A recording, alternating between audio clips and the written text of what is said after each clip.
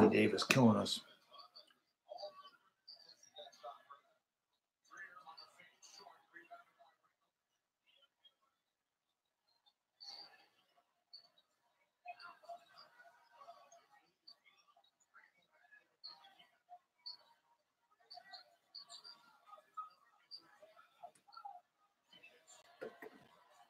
Nah.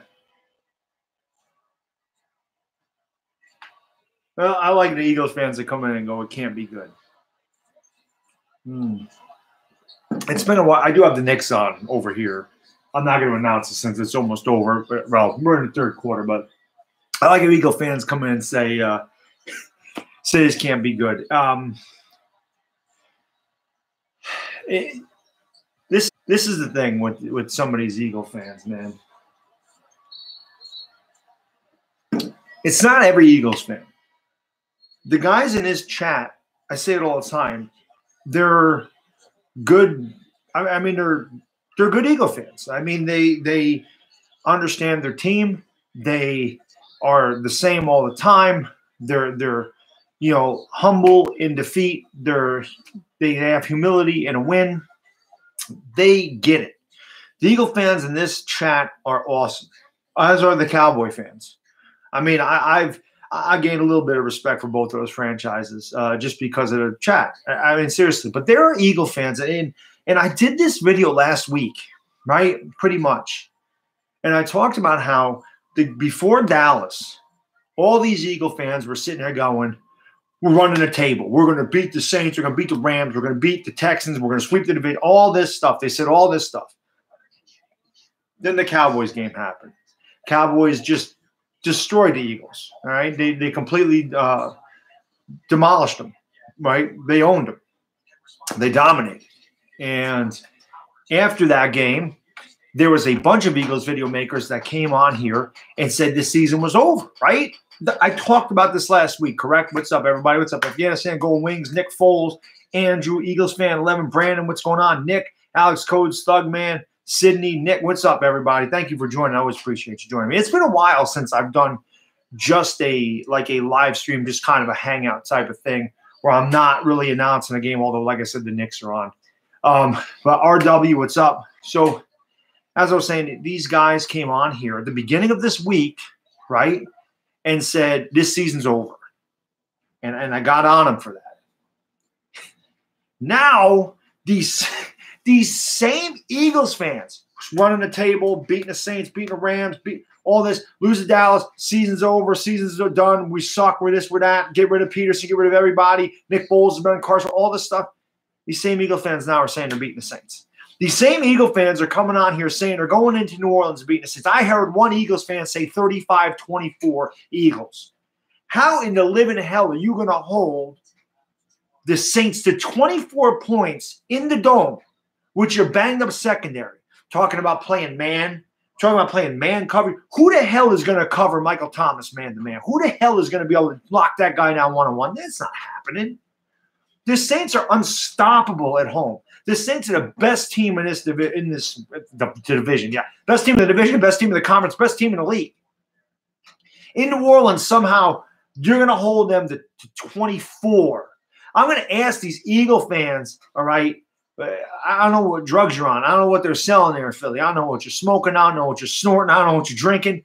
But how – I don't understand. So in a week's time, sweeping the division, running the table, going to the Super Bowl, to the season's over, to we're beating the Saints in New Orleans. What is wrong? God almighty, I can't figure it in the hell out. And like I said, some of them are just so damn arrogant for no reason at all. And they look so foolish when they come out here and say this stuff, and then they completely – it's not even like they retract. They completely go in the complete opposite direction and blow it way out of proportion again, saying the season's over. And I had to get on their case saying you're 2 games out of first place and you still play the Redskins. And now all of a sudden they're going into New Orleans beating – I don't get it. Like I said, the Eagle fans in this stream never do this. Never. It's not every Eagles fan. It's a couple of Eagles. It's a few video makers that can't make up their mind what they think of the team. To me, I'm saying you don't watch the damn Eagle. You're not actually watching what's going on. If you honestly think that your season was over to begin with, then you don't think you're beating the damn Saints. You don't think you're sweeping the division. You don't think you're going to the playoffs. You think it's over. How in 2 days' time are you going to change your mind and think you're going into New Orleans? They're going to beat New Orleans by 11 points. Or I saw one video say they were going to win by 10. I don't know. I watch a lot of football, and I've watched a lot of Eagles games this year, and I said this in the preseason. Your offensive line is bad. You have no running game anymore. Your offensive line was bad to begin with. Now no Jay Ajayi. How are you going to run the ball? You couldn't stop Saquon Barkley behind a piss-poor offensive line. Saquon Barkley had 230-some-odd total yards against you. Ezekiel Elliott ripped you up on the ground. Now you're going against Alvin Kamara and Mark Ingram in New Orleans. And somehow, fat tire there, Cowboys Nation. And somehow now you think you're going to hold them to 3 touchdowns. I'm not saying the Eagles can't win the game because any given Sunday, Chris Berman used to say it all the time. That's why they played the games. Okay? But honestly, an honest assessment, it's not even the fact that they think they're going to beat New Orleans. It is that they were going to do all this stuff, then they lose to the Cowboys and their season's over, and now all of a sudden they're going to run the table again. Well, I don't understand what the hell goes on in Philly. What goes on in a Philly fan's mind with all this stuff? Seriously, what is going through your mind? You know, people ask me all the time. I hear this question more than anything else. Bad Dog, who do you hate more, the Eagles or the Cowboys? And I say it depends on the fan base. For the first half of this season, I would say I hated the Cowboys more. But as this season is progressing and I'm watching the way these Eagle fans are acting, I'm beginning to hate the Eagles more. And I really want them to I don't want them to make the playoffs. I want them to fail bad so that I can hear all the damn excuses. Because that's what it is. They're going to say they're going to do all the stuff, and then they're going to lose, and they're going to make excuses. Well, their secondary's hurt. Well, their offensive line is hurt. Well, no Jay Ajayi. What? Make up your damn mind. You know, one thing I pride myself on when I do my videos, when I do my live streams, I'm very honest about my team. I'm very honest about other people's teams. I give my honest assessment on whether I think we can win, and I give you the assessment on why we think we can win. Most Eagle fans won't tell you why they're going to beat the Saints because they don't know. They don't know how they're going to beat the Saints. They just say they're going to beat them. They don't give you an actual reason. What makes an Eagles fan at this juncture who just got blown out by the Cowboys pretty much or got, dominated by the Dallas Cowboys at home? What is going to change in the next week? And you lost Ronald Darby for the year in that game. So what changes going to New Orleans? Does Josh Adams all of a sudden become Barry Sanders? Does your offensive line all of a sudden get it together here? And you can all of a sudden run the ball and control the clock? Because if you think you're going to get in a shootout with the damn Saints, you're going to lose. The only way a team is beating New Orleans, even though the Bucs had to beat them in a shootout earlier in the year, a team that can beat New Orleans, and even the Rams couldn't do this because I thought even though I picked the Saints in that game because it was home, I thought the Rams had a shot because, number one, they can score a ton of points, but number two, they can run the ball. And the way you beat the Saints is by controlling the clock and keeping Breeze and that offense off the field. That's the only way. That is the only way you beat them, and you have to hope that they play poorly. And if the Saints play a good game, you're not beating them at home. I don't care how good you play because there's no team except for maybe the Rams, maybe the Chiefs that are offensively as talented as New Orleans. And winning in New Orleans is extremely hard. So it just doesn't make any sense to me. I don't get this. Some of these Eagle fans, I don't understand. They're so bipolar the way they think about everything. They win a game, they're going to the Super Bowl. They lose a game of season. It starts from the beginning of the year. This is why people hate that fan base. This is why. Because like I said, I thought winning a Super Bowl would cure it. I thought it would cure it, but they were so confident. Oh, we're going back to back. We're good. Who the hell predicts you winning the Super Bowl before the year starts? Do you know how hard it is to repeat? Do you have any idea how hard it is to repeat? It is because, as I said, injuries can happen. You have a tougher schedule, and you are going to get every team's best because you have what they want. Thank you very much for the super chat, QC, man. Really appreciate that. Thank you so much, brother. Much appreciated. Here's to you. But it's the truth. I don't get it. And like I said, when the Eagles don't make the playoffs this year, and Copper Truth says 7-9, which I could definitely see. They will make all these excuses as to why they didn't repeat. But all these excuses, I try to tell them at the beginning of the year. It's hard to repeat. It's extremely hard to repeat. I know I'm a Giants fan. 3 years out of the 4 years we won the Super Bowl, missed the playoffs the next year. Granted, the first time we missed the playoffs after our first Super Bowl, that was the year we had replacement players. Okay, that's really tough. We were 0-3 with the replacement players. We weren't very good anyway. I think we were 6-9 that year. So we were 6-6 with our regular play. It's not like we played very well in '87. I really don't know what the hell happened to the Giants in '87. I really don't. 1990, when we won the Super Bowl, let's face it, that team was getting older. We had Bill Parcells retired. We ended up with Ray Handley as the head coach. That is what it is. We were old when we won the Super Bowl. We just got really old the next season. 2007, we were the best team in the league in 2008. That team should have been a dynasty. I've complained about that all the time, that Plaxico Burress cost us a dynasty. We were definitely the best team in the league that year by far. Beat every good team in the league, beat them on the road handedly. We could run the ball. We could pass the ball. We had a great defense. The 2008 team was better than the '86 team. It definitely was. Missed out that year. And then, of course, we won in 2011 with a 9-7 record. And then the very next year, we had the same 9-7 record, and we missed the playoffs. So it happens. It's hard to repeat. It hasn't been done since the Patriots did it, I think, in 03 and 04. I don't think anyone's repeated since then. So it's very difficult to do that. And it's only been done a number of times.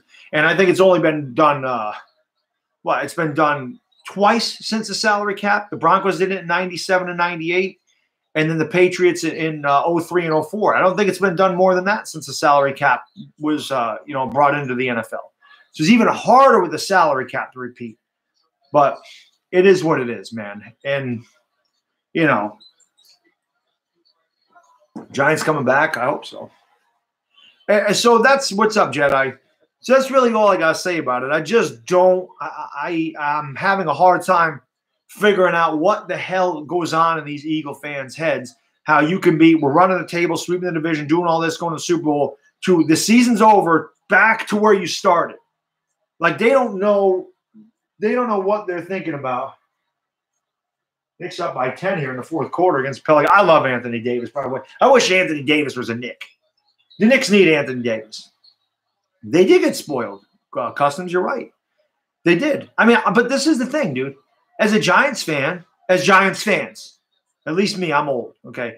I've seen 4 championships.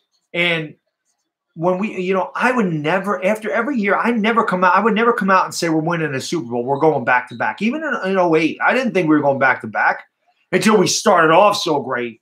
And even then, I still never said we were going to win the Super Bowl. We started out 11-1, and I never said we were going to the Super Bowl. All I said at that juncture was we are the best team in football.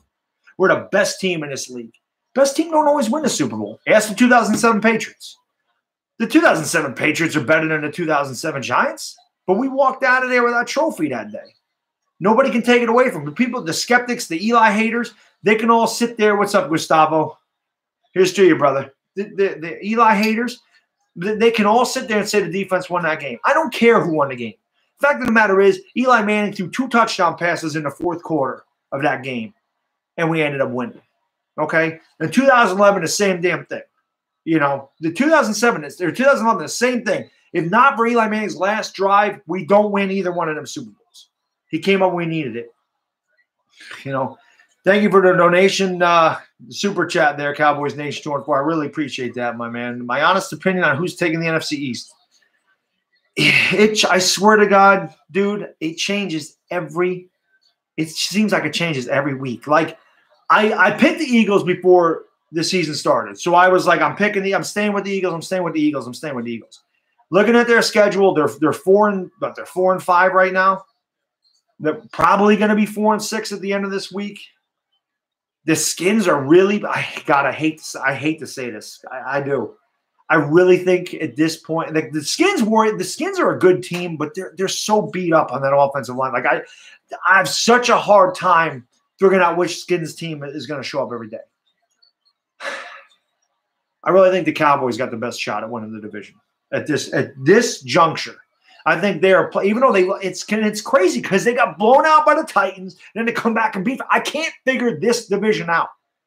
I just know we don't have a shot. But this is the funniest thing. The Entertainer and I talked about this on our live stream on Wednesday night, okay? Hypothetical. Just say the Giants win Sunday. And I'm saying this to Eagles fans too, because I try to be honest with Eagles fans on their pages, and a lot of them just they just fight back. They just say the Giants suck. You don't belong in the league. You're an embarrassment. All this crap. I heard it all. You're 1-7. You don't have a right to talk. Because Lord, God forbid, because I'm a Giants fan, I'm not allowed to critique or talk about any other football team. That just makes no sense to me. Learn football. I can talk about any damn team except for like the Ravens. I don't really follow the Ravens, okay? But there's a few teams I couldn't tell you, squat about, okay? Because I really don't care. This division I can tell you about every damn team. So I heard all this.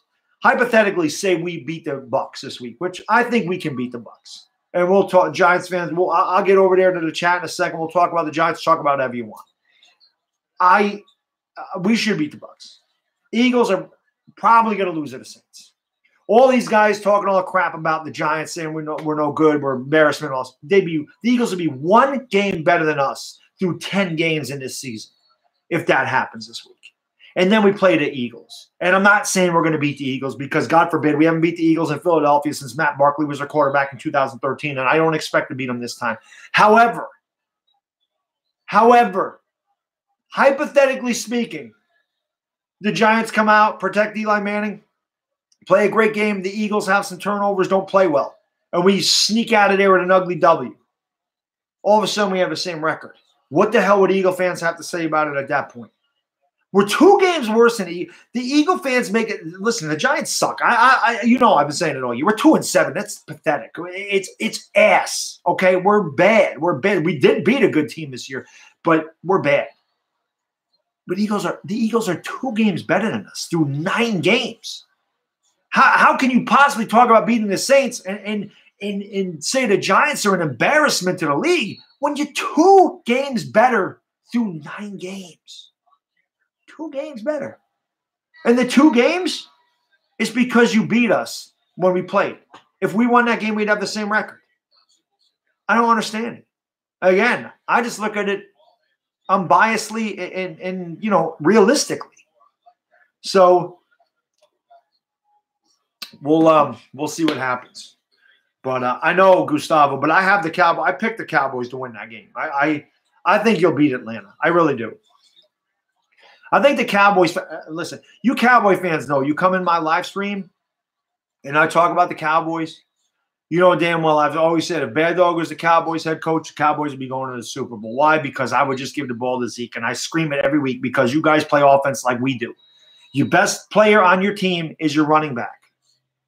Okay? Our best player may be Odell Beckham. I still think our best player is Saquon Barkley. And it's easier to get the ball to Barkley than it is to Odell Beckham. And I scream every week, hand the ball to Barkley, give the ball to Barkley, give the ball to Barkley. I do it with the Cowboys. Give the ball to Zeke, give the ball to Zeke. Stop making Dak Prescott throw 40 times. That's not his strength. It's not Eli's strength. Hand the ball off. You guys have a great offensive line in Dallas. Use it. 2016, you beat up teams in the first 3 quarters, and Zeke's 4- and 5-yard runs in the first 3 quarters became 12- and 15-yard runs in the fourth quarter. That's what you did against Philly. I think they might have found something. Use Zeke, use that offensive line. Then it enhances Dak's play action and get the ball down to Amari Cooper deep. This stuff will work. It's so easy to coach the Cowboys. Jason Garrett sucks. He's horrible because the Cowboys have such a winning formula there on offense, and your defense is good. Your defense is very good. Way better than I thought it was going into the year. The Cowboys have – all you got to do is hand the ball off. That's all you got to do is turn and hand the ball off. And again, what the 2 games that the Giants have won this year, Eli's thrown 29 times against the Texans and 31 against the 49ers. And in all 7 of our losses, Eli's thrown the ball more than 35 times. I screamed this at the beginning of the year, and I said I thought the Giants would be good this year because we have Saquon Barkley. That means Eli don't have to do it all by himself. With a bad offensive line, he shouldn't be throwing the ball 40. There have been games he's thrown 47 times, 45 times. That's not how you win. Not with that offensive line, not with that quarterback. And with the Cowboys, it's the same thing. You don't win by making Dak Prescott throw the ball 40 times. You do it by giving Zeke the ball 25 to 30 times a game and letting Dak use the run to enhance his pass. It's that easy for Dallas. Dallas at this point, in my opinion, is the best team in this division. That doesn't mean that and it's only because the Skins are beat up, okay? I still think the Redskins overall were better before their offensive line was creamed. They're besieged by injuries. That's why I don't want to hear Eagles fans' excuses, because the Redskins are beat up with injuries too, and they're 6-3. So they've been able to do it. But at this juncture, I just think Amari Cooper has made a big difference already. I still think the first-round pick was too much. I'm not going to change my mind on that unless you win a Super Bowl. Then I'll say, okay, well, it was a good move because you definitely give up a first-round pick and win a Super Bowl. I don't think Dallas is good enough to do that, but I do think they're good enough to win this division. I really do. It makes me sick to say that. I don't even like saying that, but it's the truth. So, that's all I got to say about it. So let me get over to you guys. Sorry, I haven't been ignoring you. I just sometimes with these things where I'm not really announcing a game and I'm just kind of spitting, I go for about 20 minutes because you all know I can with the best of them. So all right, let's see what we got. Taylor, are you a Cowboys fan? I didn't even know what fan you are. If you're a Cowboys fan, Chum, Dak is still not, and that's why I'm saying. They have to hand the ball off. They just have to give the ball to Zeke and let Dak just kind of manage the game like Alex Smith does. Just manage a game. Don't make – that's why I always said with defense, I always say make Dak beat you. Don't let Zeke beat you. What up, NYG Joe? What up, Tammy J? I said don't make Dak beat you. Don't let Zeke beat you. But as a Cowboys, you have to – let Dak just manage the game and not turn the thing over, not throw the ball. He should not be the guy beating you. One of my thoughts on the Packers. I said in the Sports Series Pick'em video, I think the Packers window is closing a little bit. I think Aaron Rodgers is – Aaron Rodgers is just – he is so good, okay? Aaron Rodgers is phenomenal. I love Aaron Rodgers.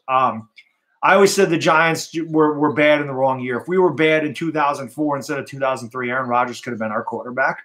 That would have been awesome. But Jimmy Graham sucks. Jimmy Graham's been a bust. Horrible tight end. Randall Cobb, not the player he once was. Your offensive line is a little shaky. Aaron Jones is a beast. Devontae Adams has turned into a hell of a receiver.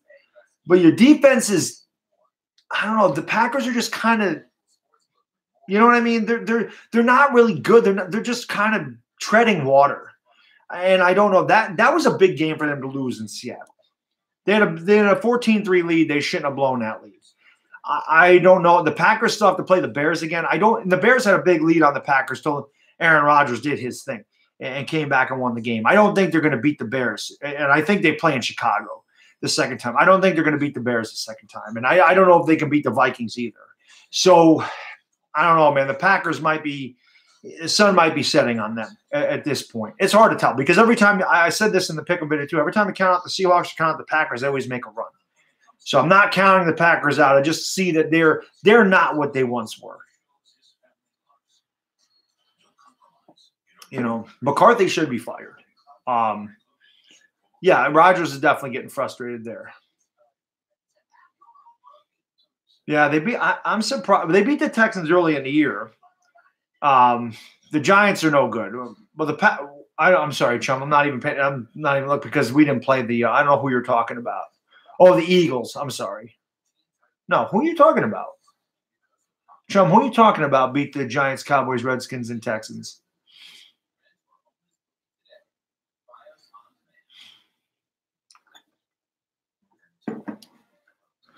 Oh, Matt Ryan, way better career. Even though Flacco won the Super Bowl, Matt Ryan's a way better quarterback than Joe Flacco. That's not even close.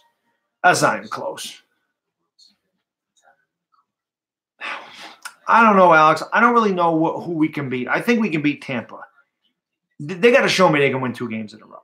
The offensive line, if they can play the way they did against San Francisco, we got a chance to win some games. But they got to show me they can do this on a consistent basis. And I think we can beat Tampa. This is at home. Tampa Bay's got a great offense. They have definitely thrown for a lot of yards, but they don't score a lot of points. They did at the beginning of the year. Their defense is horrendous. The Bucs have 5 turnovers. They've turned it over 23 times. They forced 5 turnovers. That's it. That's all they – their defense is the worst in the league. The worst. And I think it's the worst against the run. It's ridiculous. The Giants should be able to put up 30 points against Tampa Bay easily. Even though JPP's having a great season for them, that defense sucks. The Giants should, and I think the Giants found, I think I'm telling you, Jamon Brown made such a difference he made such a difference in that game against San Francisco. You could see it. It's almost like he got there and the whole line found their confidence. I have not seen that pocket like that all year. It was weird the first couple times Eli Manning dropped back to pass. I was looking at and I'm like, what the hell? It looked weird. I'm like, what's going on? I kept saying to myself, what's going on? In my head, I'm like, what's going on? Why does that look different? What is different? What looks different? And it honestly took me a few passes to go, shit, he has a clean pocket. That's the difference. He has a clean pocket.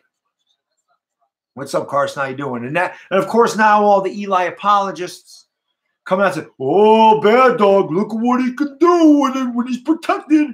Look at what he can do. It's the offensive line. He was 19 for 31. He missed Beckham on a wide-open 70-yard touchdown. Later in the game, Evan Ingram ran up the sideline absolutely free, and Evan Ingram had to turn and stop his momentum on a wide-open pass because Eli underthrew him there too. He made some good throws, but he makes some bad throws. He's still – listen, you're not changing my mind. It's time to move on from Eli Manning. I don't want to give him $23 million next year. I want to cut him, release him, trade him, whatever, and save $17 million in cap space and get another quarterback in here. I don't care. We can win our last freaking 7 games, and it ain't going to change my mind. Unless Eli Manning finds 2011 Eli Manning and starts throwing dimes and peas in between freaking double and triple coverage, and he starts leading receivers on slants and throwing the ball down the field accurately again, then I might say, well, maybe Eli's got another year in him. But right now, I still don't think so. I still don't think we're 2-7. We're 2-7. 2 good games that he played and we won. You know, I'm not. What's up? Yeah, I'm not saying. I mean, I'm not sold. I said it before. You gotta show me you can do it 2 games in a row before I'm going to think Eli's great. So, not yet, man. It was good, Carson. We had to clean up some snow today. We didn't get as much as they said we were going to get, but still a nuisance. It's by 6. But still it was pretty crappy. Yeah, the division's not good, man.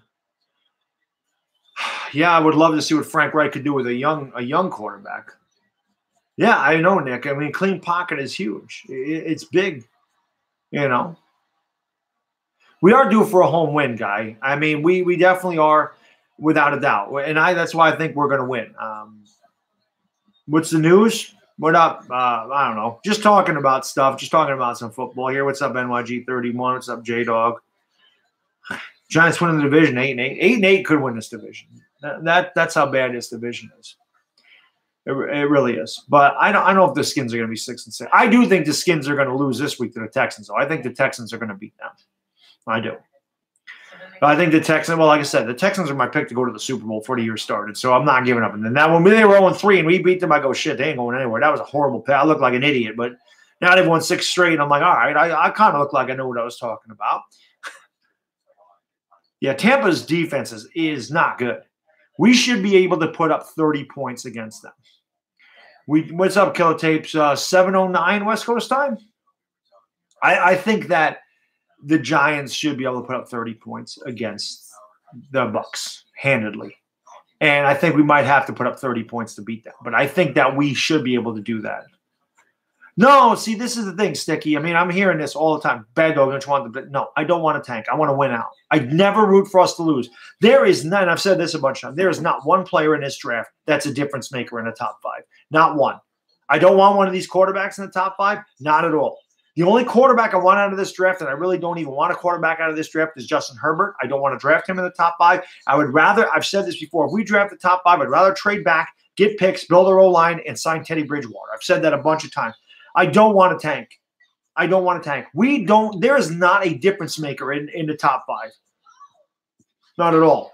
And something that Annotator talked about was in football, it's not like basketball where you draft one huge player and he can lift your whole team. There's 53 men on a football team. So one player doesn't make a difference. The quarterback's the only thing that's close to it. So I still think we need to build the offensive line. But I would rather, like I said, build that O-line and get a Teddy Bridgewater in here just to see what he can do. And then if he sucks, then we can go and look for a quarterback in the next draft. Yeah, OBJ's healthy.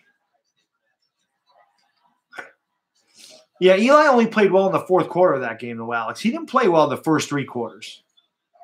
He didn't. So Philly's just got a lot of injuries, Rick T. He really does.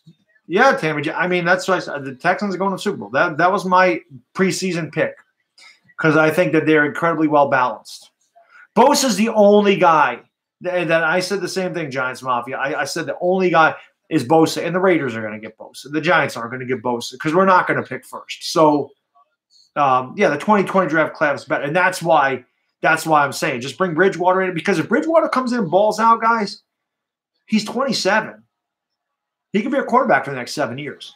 If Bridgewater came in here and balled out, he could be our quarterback. They could. I mean, they definitely could do that, Carnage. I mean, they did. There's a lot of guys saying he's going to stay with the Saints, but who knows when Breeze retires? What if Breeze wants to play another 3 years? You think Bridgewater wants to be a backup for 3 years and lose the best years of his career when he could get paid as a top-flight quarterback? That's the thing. We don't know. Breeze hasn't said, I'm going to retire after next year. You don't know. Breeze is still playing at an elite level in this league. So that's the whole thing. You don't know when he's going to retire. That's like saying I'm going to go play for the Patriots because I want to be there when Brady retires, but you don't know when Brady's going to retire. Breeze is still playing at an elite level in this league. So that's the thing. You don't know when Breeze is going to retire. So I watch a Dan Marino Football Life. So, well, Teddy is going to be on the market. Teddy's a free agent at the end of the year. Teddy Bridgewater is a free agent. The whole reason they were talking about the Saints was Saints gave up a second-round pick for him. They'd have to get a second-round pick in return. Kyler Lauletta, I talked about this, and it's rare, right, that I will, I do videos, I do live streams, and I always feel like my content is very good. I feel like I know what I'm talking about for the most part. But rarely do I ever watch something back. What up, cool? How you doing? Rarely do I ever watch something back and go to myself, wow, Bad Dog, you really nailed that. Like, that is a really good point that a lot of people didn't think about. So I'll tell you guys this if you didn't see it in that live stream. Kyler Lauletta has a weak arm. He does. He has a noodle arm. He doesn't throw the ball deep, okay? He doesn't have a strong arm at all. Everybody said the Patriots are interested in Saquon. I would take Saquon over Zeke any day. Honestly, wait till we get an offensive line here and watch what Saquon Barkley does. Kyler Lauletta, everyone's like, the Patriots wanted him. The Patriots wanted him. The Patriots wanted Lauletta. So he's great, right? The Patriots wanted him. The reason that he would fit, this is the thing. Everyone says Tom Brady's a system quarterback. I think that's BS. I think every quarterback is a system quarterback to one point or another because if you're a head coach, your job is to make a game plan around your team's strengths. So you devise a game plan for your quarterback. Joe Montana was a system quarterback. Joe Montana was in Bill Walsh's system. Bill Walsh's system fit Joe Montana to a T. So Belichick's system fits Tom Brady to a T. Kyler Lauletta in that system where it's a lot of short slants, screen passes, passes out to the running back, not really many deep throws down the field. It's a lot of quick slants and outs for the Patriots. That system works for Kyler Lauletta's skill set. The Giants, who Pat Shurmur says he wants to throw the ball down the field. Now, we haven't seen that all year, and I do think part of it is Pat Shurmur wants him to throw the ball down the field, and Eli just doesn't do it. I don't think Pat Shurmur always calls checkdowns. I don't believe that for a minute. The Shurmur stuff aggravates me because he don't hand the ball off enough. That's my issue with Shurmur. Kyler Lauletta, when I read that, when I watched that back, I go, that was a really damn good point that I made. That Kyler Lauletta would fit the Patriots system to a T because he doesn't need to have a strong arm to fit that system. But in the Giants system, that's not the same system. He's not going to succeed here. But I still would like to see him play just to see what the hell he can do. Because if we don't watch him, it's another wasted draft pick. which we did with Davis Webb last year. We wasted a third-round pick. He's not even here. And Davis Webb's no good. Again, this is another – he had a strong arm, but a strong arm don't win. You need more than a strong arm to win in this league. I equate a strong-armed quarterback to a pitcher that throws 100 miles an hour. If you don't locate with 100 miles an hour, you're still going to get beat up. Hitters are going to time that 100-mile-an-hour fastball. They're going to knock it out of the park. The whole thing with a baseball pitch, you can throw 92, change speeds, and locate. If you can do that, you're a successful pitcher. You don't need to throw 100 miles an hour. Same thing with the quarterback. They don't need to throw the ball 80 yards down the field to succeed in this league. They need to be able to read defenses, and they need to be accurate with their throws. That's what succeeds here. If you have all the arm strength in the world and you – what?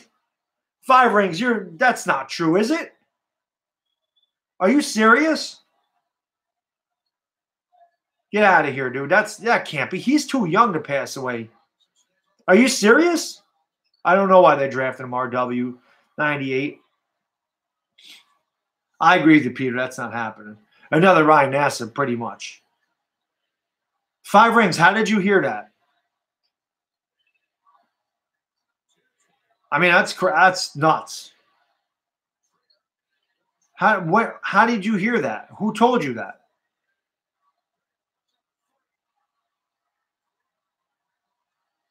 That's crazy. Who told you this, that he passed away?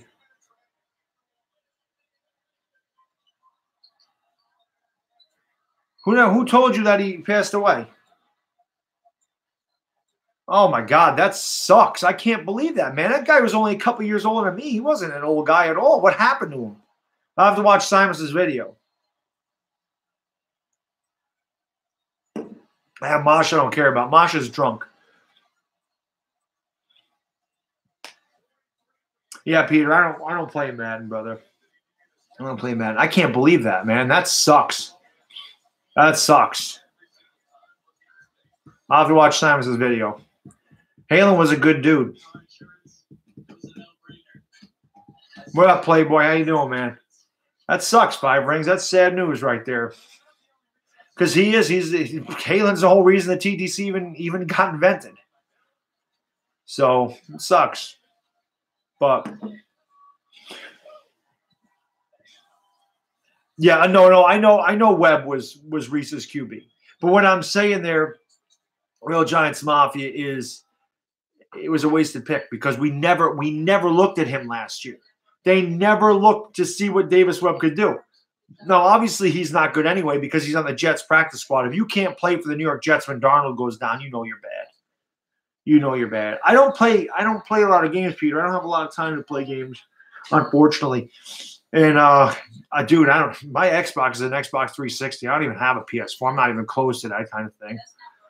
Halen 88, Living Hinton was the guy that started the entire TTC, which was a tiny entity back in 2007, and it grew exponentially over the next, I'd say, 4 years, and then it began to kind of fizzle out, and now it's dead. But the TTC was a trash-talking circle where we just cammed up and just ripped each other a new one, pretty much. It's just trash talk. I was in that for a long time until the beginning of this year, really, until I retooled my channel and decided I wanted to actually show my football content and not just have to insult everybody every time I open my mouth. That's what the TTC is. It's a trash-talking circle, where it's just a group of video makers that just really insulted the people that made videos and insulted their teams. It's really what it was, just trash talking. And I was the best at that. I'm the best ever in the TTC. I don't care what anybody says. And most people will tell you that that's the truth. I'm the best ever as far as trash talking in the TTC goes. I demolish people when I talk trash, always. But again, I didn't want to have to do that because that's not who I am. I can talk trash, but I'm not the type of guy that's just going to go around insulting people. I'd rather talk sports. So what's up, Cooper? But hey, man, I don't know if we have any new people in here, but if you do, I appreciate you joining me. I ask that you hit the thumbs up button for me, smash that like for me, subscribe to the channel if you haven't. Normally, most of my live streams are sports-based, but tonight I just wanted to come on and talk some football and talk with these guys over here, with the sports, obviously. And like I said, the first 20 minutes I discussed why Eagle fans are bipolar, and they just are. And a lot of them are arrogant. And I just find it funny that most arrogant people they're all in the same situation. They all really have the same. And it's not just Eagles. I'm not talking about YouTube in general. Some of the video makers I watch are extremely arrogant. And I said all the time, arrogance is just a lack of confidence. Arrogant people are not confident, and confident people are not arrogant. Arrogant people feel the need to insult other people and act like they're better than other people to make themselves feel good about themselves. That is a lack of confidence. That's insecurity. That's what it is. I knew the Knicks were going to blow this damn game. Knicks can't beat anybody. We're just going to have to get Zion Williams from Duke. That's what we're going to have to do. Can't beat anybody. Yeah, but the Eagles aren't going to beat the Saints. I don't think that's happening. Like I said, these guys I'm talking about, they just said, we're going to beat the Saints. Don't tell you how they're going to beat the Saints. Your secondary is destroyed with injuries. The Rams couldn't go into New Orleans and stop them. The Rams could not outscore them. I don't think it's going to be that bad, Eric. I think honestly, I see 37-27 Saints. That's kind of what I have. I think the game is going to be a little closer than people think, but I think the Saints win by 10. And I think that the Knicks are going to blow another damn game. They played so well in the first half, and they can never hold a lead in the fourth quarter, ever. It ain't going to be I don't think it's going to be that low scoring, living hidden. I don't think anybody can stop the Saints at home. I can see 37-17. I can see 34-24. Yeah, kind of. The Knicks just piss me off to no end. They really freaking do. Like I said, it's such a long freaking winter for me. Number one, I hate the winter anyway. But when my Giants I'm a Giants and Knicks fan, and they can't do shit. When the Yankee season's over, my sports season's pretty much over. And then I have to sit here and wait for pitchers and catchers to report. It's very aggravating. 40-26, 34-20, I can see all that, man. But yeah, I think the Saints cover the 9, Kenneth. I didn't even know it was 9. I think when I did the pick'em video with Sports Fury, I think it was 7.5. And I think that's what we talked about. We even said, I think we're pretty all sure that the Saints are going to win. Are they going to cover? I don't even think that game will be that close, Sticky. All right, QC. Here's a cheers to the Green Bay loss. I picked the Seahawks, so I was actually happy that I got one right. I don't think that score is going to be that close, Sticky. I think the Steelers are going to blow the Jags out. Jags are completely going the wrong way. And see, Customs, I don't know. I don't think the Falcons can hold the Dallas Cowboys to 16 points. I don't think they can. I really don't. The Falcons' defense isn't good at all. Yeah, Vape. I mean, the guys that are Knicks, the guys that are Mets fans, like the entertainer that when I do the live streams of him, the same thing. Knicks, Giants, Mets. So yeah, that's rough, Vape. Yeah, listen, Vape time. Listen, brother. We got room over here on the Yankees if you want to jump ship and come root for the evil empire over here, man. We'll take you. I know, Dicer. I just heard today, man. That is freaking crazy. Does anybody? Did Simon say what happened? I gotta watch Simon's video when I'm done with this. I gotta hear what happened with him, man. That's a shame, because he's a young guy. I mean, he is definitely not an older guy. So. Yeah, Dak's inconsistent. Well, this is the whole thing, Customs. It depends on their game plan. If they play the way they did against the Eagles, if they run the ball and let Dak just kind of manage the game, they're going to win. If they make Dak throw 40 times, they're not going to win. This is why I get on Jason Garrett's case all the time and say, I hope Jason Garrett is there forever. Because you don't know how to – he's got such a great team in front of him. You don't know what the hell to do with it. It's ridiculous. Him and Linehan stay there the whole time. I got the Bears winning that game. I don't think the Vikings are putting up 30 against that Bears D. Oh, Donald, I do play-by-play when I do the play-by-play when I do the live stream games. I definitely do. It's harder. They have two guys to kind of like that's their strength. They got two guys to kind of bounce it off each other. I'm just by myself. But I always do the play-by-plays when I do my live streams. Just tonight is just a live, no sports, even though, like I said, I got the Knicks on over here. But this is just really just to talk and kind of hang out and just talk about football. But when I do the Giants, Sunday during the day, and then I do the night game, you'll see that I do play-by-play a lot. Like sports here. Like I said, they're my inspirations. The reason I started doing a lot of the stuff I do, because I'm like, that's awesome. I would love to just do play-by-play. So I do that, especially the baseball stuff. Like I'm more of a baseball guy. So when we had all the baseball, I was loving it. Because I know I feel like I know a lot about football. I know so much more about baseball. God, I know baseball. I know so much about baseball, it's ridiculous. The 2007 Patriots are better than the 2018 Saints, I think. Just because I think the Patriots' defense was better than the Saints is.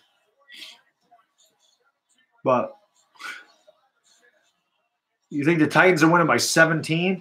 I think the Titans win, but I don't think they blow them out. Well, I have to go with the 99 Rams because they won a Super Bowl, right? 98 Vikings should have been in the Super Bowl. Do I think the Cowboys can beat the Saints? Depends on – nah, I really don't. I don't think the Cowboys can beat – I don't think anybody can beat the Saints. I really don't. The Rams couldn't beat them. I don't think anybody can beat them. I really don't. I think the Saints are the best team in this league by a mile. I think they're head and shoulders better than everybody else. What up, Greengrass? How you doing, man? I haven't watched NASCAR in so long. I can't stand all the damn rule changes to NASCAR. I was a huge NASCAR guy from like 99 through 2005. And then I just kind of started to not care. I hated the playoff. I hated that they did a playoff thing in NASCAR.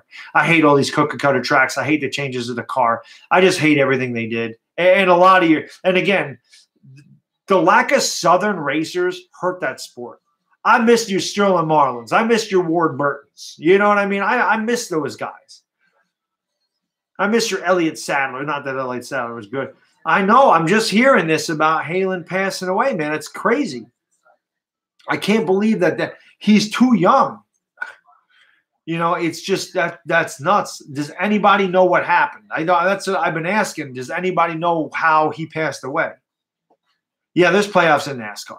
It's so stupid, and they've changed the playoff format like 6 times. They invented that in 2000. You know why they did that? They invented it because Matt Kenseth won a championship and only won 1 race the whole year, so they didn't like that. So they decided to change the way they did it, and I think they brought the playoffs in 2005. And since then, they've changed that playoff format about 6 times. Then they brought in these points for, they have different stages. The first 100 laps was an automatic caution. It's so stupid. And that's Bill France Jr. doesn't know what the hell he's doing. Dude's on drugs anyway. He's ruined it. He's driven that sport right into the ground. Look at the ratings. The ratings in NASCAR are down like 30 and 40% from 2 years ago. It is bad. Bad. But I got so many different conversations going on here. So what does anybody know what the hell happened to Halen? Like, how did he pass away? Oh, I know, Nick. Well, the Knicks are young. Do you know what they need? They need a KD. They need an Anthony Davis. They need a superstar, a veteran superstar to bring these young guys together. They need a leader on that team, on the court, to bring it all together. That's what the Knicks need. He was a Cowboys fan, Playboy. He was a Cowboys fan. Who makes the playoffs? It's like if you win a race, you're automatically in the playoffs. I think the top 16 guys in point, like if they don't win a race, it goes to like points.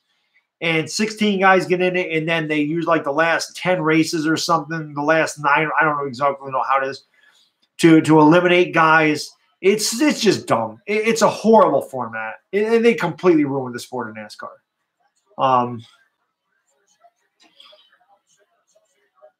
Earnhardt Jr., he retired. A lot of guys, Jeff Gordon retired, Rusty Wall, like all those guys, they retired. It's just ruined. It's just not a good sport anymore, man. Which Eagles fan pissed me? It's not even an Eagles fan. It's just the Bipolar Fans Foundation that are sitting. I said this at the beginning of the video. Before the Cowboys stomped a mud hole in their ass and walked it dry, they were sweeping the division. They were beating the same Saints, Rams, and Texans. They were going to the Super Bowl. These same guys that said this What's up, Goose? How you doing? These same Eagles fans that said they were running the table, sweeping the division, doing all this crap before the Dallas game, after the Cowboys game, these same guys, same video makers, season's over. Eagles suck. Get rid of Carson. We'll let Nick Foles play it. Same Eagle. Season's over. It's done. It's over. We're horrible. These guys, the same guys, they were saying this on Monday, on Tuesday, now are saying they're going to go into New Orleans and beat the Saints 35-24. They're going to beat the Saints by 10 points. What the hell drugs are these people on? How can you not decide from one day? It's not even from 1 week to the next. It's one day to the next. They don't know what the hell they're thinking about their team. And they don't say how they're going to beat the Eagles or the Saints. They don't say how they're going to beat the Saints. So what I ask is, how you going to do it with a banged up secondary? Now, some guy was talking about playing man coverage. You are out of your mind playing man coverage against Michael Thomas. There's not one cornerback in this league that can lock Michael Thomas down. Not one. And man coverage is going to allow the running back to come out of the backfield and destroy that. I mean, listen. They're not beating the Saints. The Saints' offense is it's high. It's especially in New Orleans. I just don't know how they can go flip-flop, waffle so often. It just doesn't make any sense. Everyone's asking who Halen 88 is. So I don't know. I don't know how many of you guys in here know what the TTC is. Okay. I'll talk about Halen 88 for a minute before we get back into the football talk. So Halen 88 came out in 2006, 2007. All he said, it was 6 seconds. Cowboys, Super Bowl, or 2006 Super Bowl champions. Got a nice ring to it. That's all he said. That prompted this guy, I believe it was John Ammo, I think that's the guy, who was an Eagles fan, responded to him. Pretty much said, no, whatever, Eagles. They started trash talking each other. Then there was a couple Giants fans that got into the fray. Kyle Pizzle was one of them. Mythos, Key in a Box, Pedesance, J-Wad came aboard. So there was probably 12 people in 2007 that started trash talking each other. They would trash talk the people, they would trash talk the team. I found this in 2007, started typing. 2008, the beginning of 2008, I started making videos. New York Giant Pride. So 2008, the TTC really blossomed into trash talk. Trash talk was, like I said, guys would cam up. I would come on here. I would insult their team. I would insult their appearance. I would insult whatever the hell I could find. And that's what the TTC was. Camel Toes is in it. It'll tell you. The TTC, in my opinion, is dead. Anyway, there's not many guys that really do what we used to do. It just ran its course. Things run their course. Things run their course. They get drowned. They just kind of, like Seinfeld had it. And like everything good thing comes to an end. A Camel Toes is one of the best trash talkers left in that thing, without a doubt. He is Camel Toes. If you guys are not subbed up to A Camel Toes, seriously, you got to sub that guy's channel. He is hilarious. You got to sub him up. The dude can talk trash extremely well, on an intellectual level, on an immature level. Don't matter. He's good at it. He's very good at it.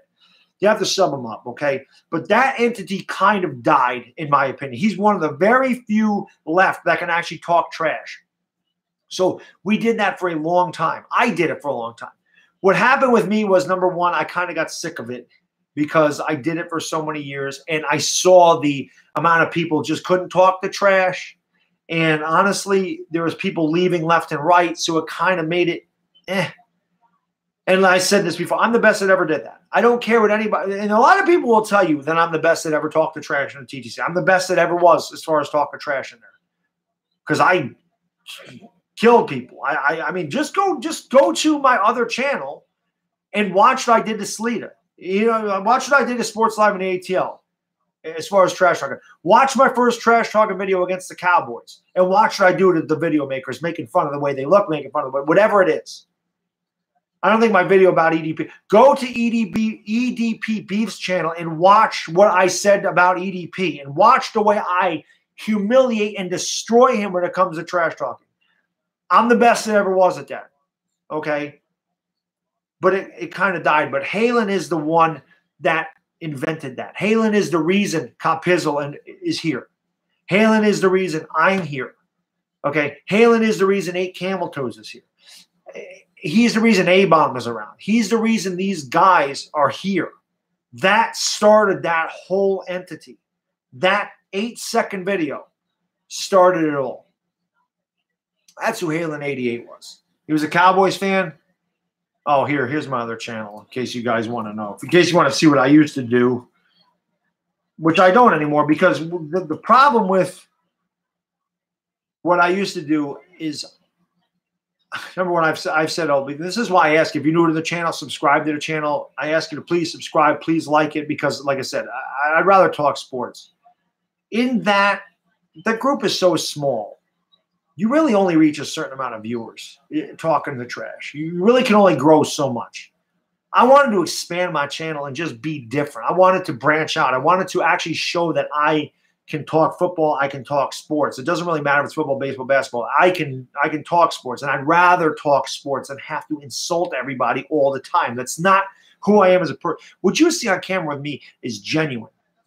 I'm an engaging guy. I like to talk to everybody. I don't care. I'm not, I don't have preference. I don't care who you root for. I don't care what you look like. I don't care what your religion is. I don't care. Like, people talking about religion. My workout buddy's Muslim, okay? I work out with a Muslim guy. All right? I don't care about race, religion, creed. I don't care. I'll talk to you I don't care. To me, you're just another human being. I always feel like I'm very engaging with people. I like to communicate. I like to talk. You guys know I like to talk. You watch me. That's all I do. I enjoy it. I don't walk around insulting people. That's not who I am.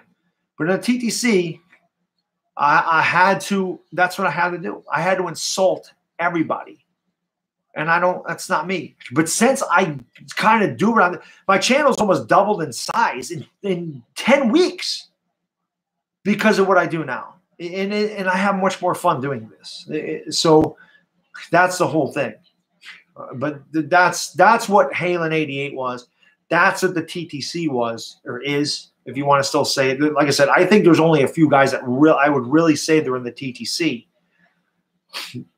And like I said, 8 Camel Toes is probably the only really good trash talker left in that entity out of everybody else. Simus was in the TTC, guys. Simus. You all know Simus. Simus was a TTC guy. Simus and I, in 2008, all we did was trash talk each other. I hated Simus. Simus hated me. Now we're like this on YouTube. Seriously. I mean, there's a lot of respect between Simus and myself. A lot of respect. But that's where we come from. So that's what Halen 88 is. Oh, I've always been mature. Well, having a kid will do that to you too. But you definitely, I wouldn't even say matured. I've always been mature, but I can always talk trash. Like I said, people, you guys see it too. When I get these trolls in here once in a while, how I just roast, and I'm not even trying. I just roast them. I remember last season, Eagle Speed and 8 Camel Toes made a video about me. I remember this. And I decided to, okay, I'll kind of revert it back to what I did. And I went after both of them, hardcore. And somebody put right on that, I remember the comment, they said, Bad Dog, what do you just flip a switch? You just flip a switch and go right in, because you absolutely murdered both of those guys. And I hadn't talked trash pretty much all season. I kind of started to get away from it at the end of last year. And people were like, what do you just flip a switch and you just kill people? Because it's always in there. This is why Camel Toes is such a good trash talk, because he's smart. You have to be smart, because you have to be witty when you trash talk. You can't just come on and go, you're fat, you're ugly, you're stupid. That ain't funny. But if you tell EDP like I did, dude, your tits have tits, whatever. It looks like you have a couple of small children trapped where your chest is supposed to be. When you do it like that, people find that amusing. People, when I used to rip EDP, people loved that. People quote my quotes. People quote what I said in my trash talk videos. People quote me. When I said he went up the Rocky steps and I said, yeah, you're not Rocky. You're not even Clubber Lang. You're Blubber Lang. Like that type of thing. People, they laugh. And one of the best compliments I ever had was from D-Town. D-Town's also a guy that was in the TTC. You guys all know D-Town, who's not really around anymore. So D-Town paid one of the best compliments ever when he said, he goes, Bad Dog trash talks you. He's so good at it, and he's so funny. You can't even get mad at Bad Dog. He said, Bad Dog is the type of guy that you would pay to roast your family. That's probably the best compliment I ever got about my trash talk. People would pay me to roast their family because that's how good I am at roasting it. It's harmless. It's really like insulting, but it's harmless. It's strange, but that's the thing. You know. See, QC's quoting me already. But they do. I mean, it's the truth, man. It's the truth. People quoted a lot of things I said to yeah, Goose, that's what I'm hearing. It's crazy. What's up, JP? How you doing? I saw you on that Clowns. I tuned into that real quick at the end. I saw you on that Clowns video, letting him have it. Good for you. Dude's a clown. I hope you wipe the floor with I hope you wipe the floor of the Eagles just to shut that loudmouth, arrogant clown up, dude. But well, Ken, you know, like I said, I'm cool with EDP now. I mean, I like EDP. As far as I know, we're cool. And that was 3 years ago. But, you know, the thing is that video I did to EDP really it helped my channel because, number one, he called me out. When that happens, obviously you get a lot more traffic to your page. And when he did that, everybody started paying attention to my channel. And then when I did that trash talking video, there were guys that love EDP that said, dude, I love EDP. He goes, I love EDP, but bro, you are freaking hilarious. Dude, EDP is the man, but you absolutely murked him. Like I got that from a bunch of people. Like I said, if you go to EDP Beef's channel, he has that whole interaction up there. You can see. What up, Clemson Jake? Yeah, I hope you guys just murder the Eagles this week, man. I really do. Yeah, that was one of my favorite rants of EDP was the Nelson Aguilar thing. I love his rants. I think they're hilarious. Like the Jim Schwartz thing that he just did about spitting his egg. You know,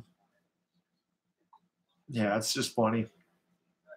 Oh, of course, man. The Knicks always choke it away. I was saying that earlier, Goose. I had the Knicks game on. Played really well in the first half. Played well in the first half. All year. Can't ever close out in the fourth quarter. He definitely does, Ken. I mean, he does things for views, you know. But he's good. I mean, the dude has almost 400,000 subs. So he's doing something right. Whatever the hell it is, good or bad, he's doing something right.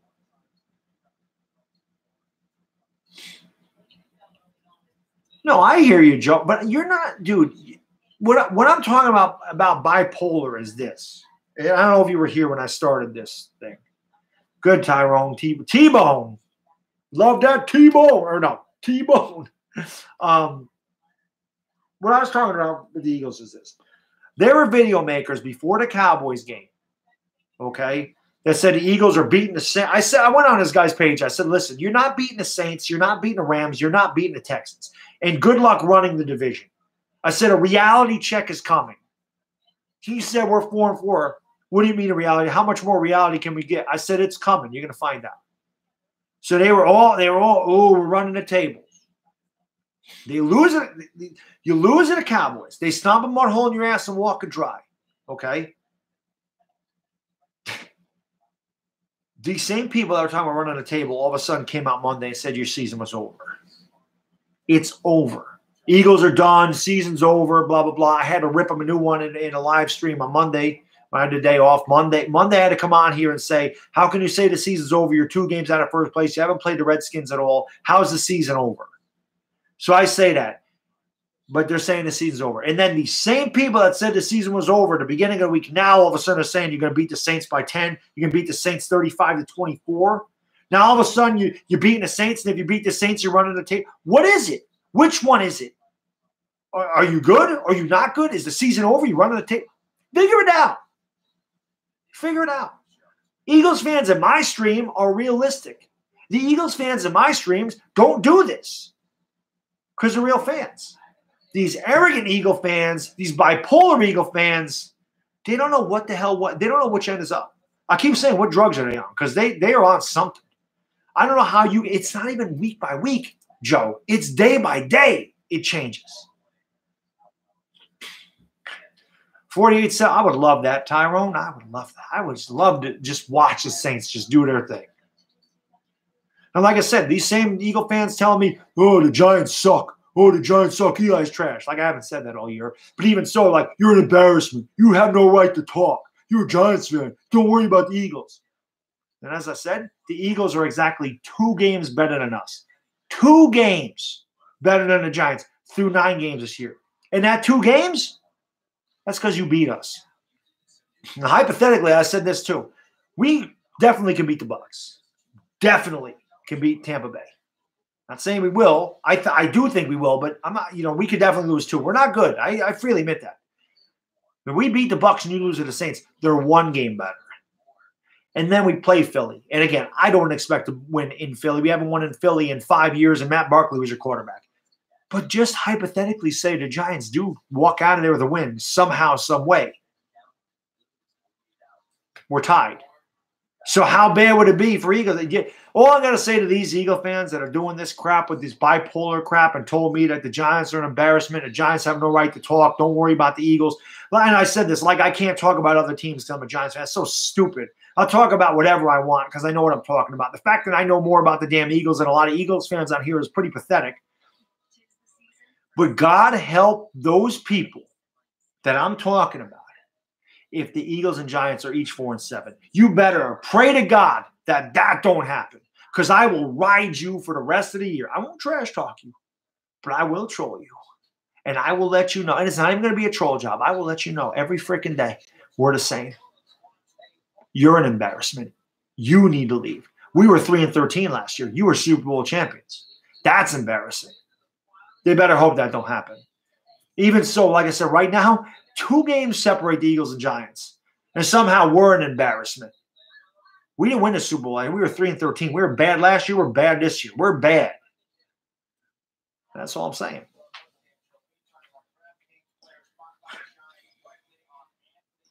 Exactly. Thank you, Dick. Exactly. They jumped on the damn bandwagon. I told you. I'm pretty sure I mentioned this in my last video. Okay. They're not going to win. Hey, listen, JP, that guy's a clown. I don't know what else to say about it. Okay, he's a clown. That should be his name. Okay, I'm not. He's just whatever. He's a clown. He don't know what the hell he's talking about. His content's terrible. He don't know a damn thing. All that guy does is run his mouth. He's a clown. But I forgot what I was going to say here. So about the guy jumping on the bandwagon, right? I told you last stream I did with the Eagles fans. I said I read a comment.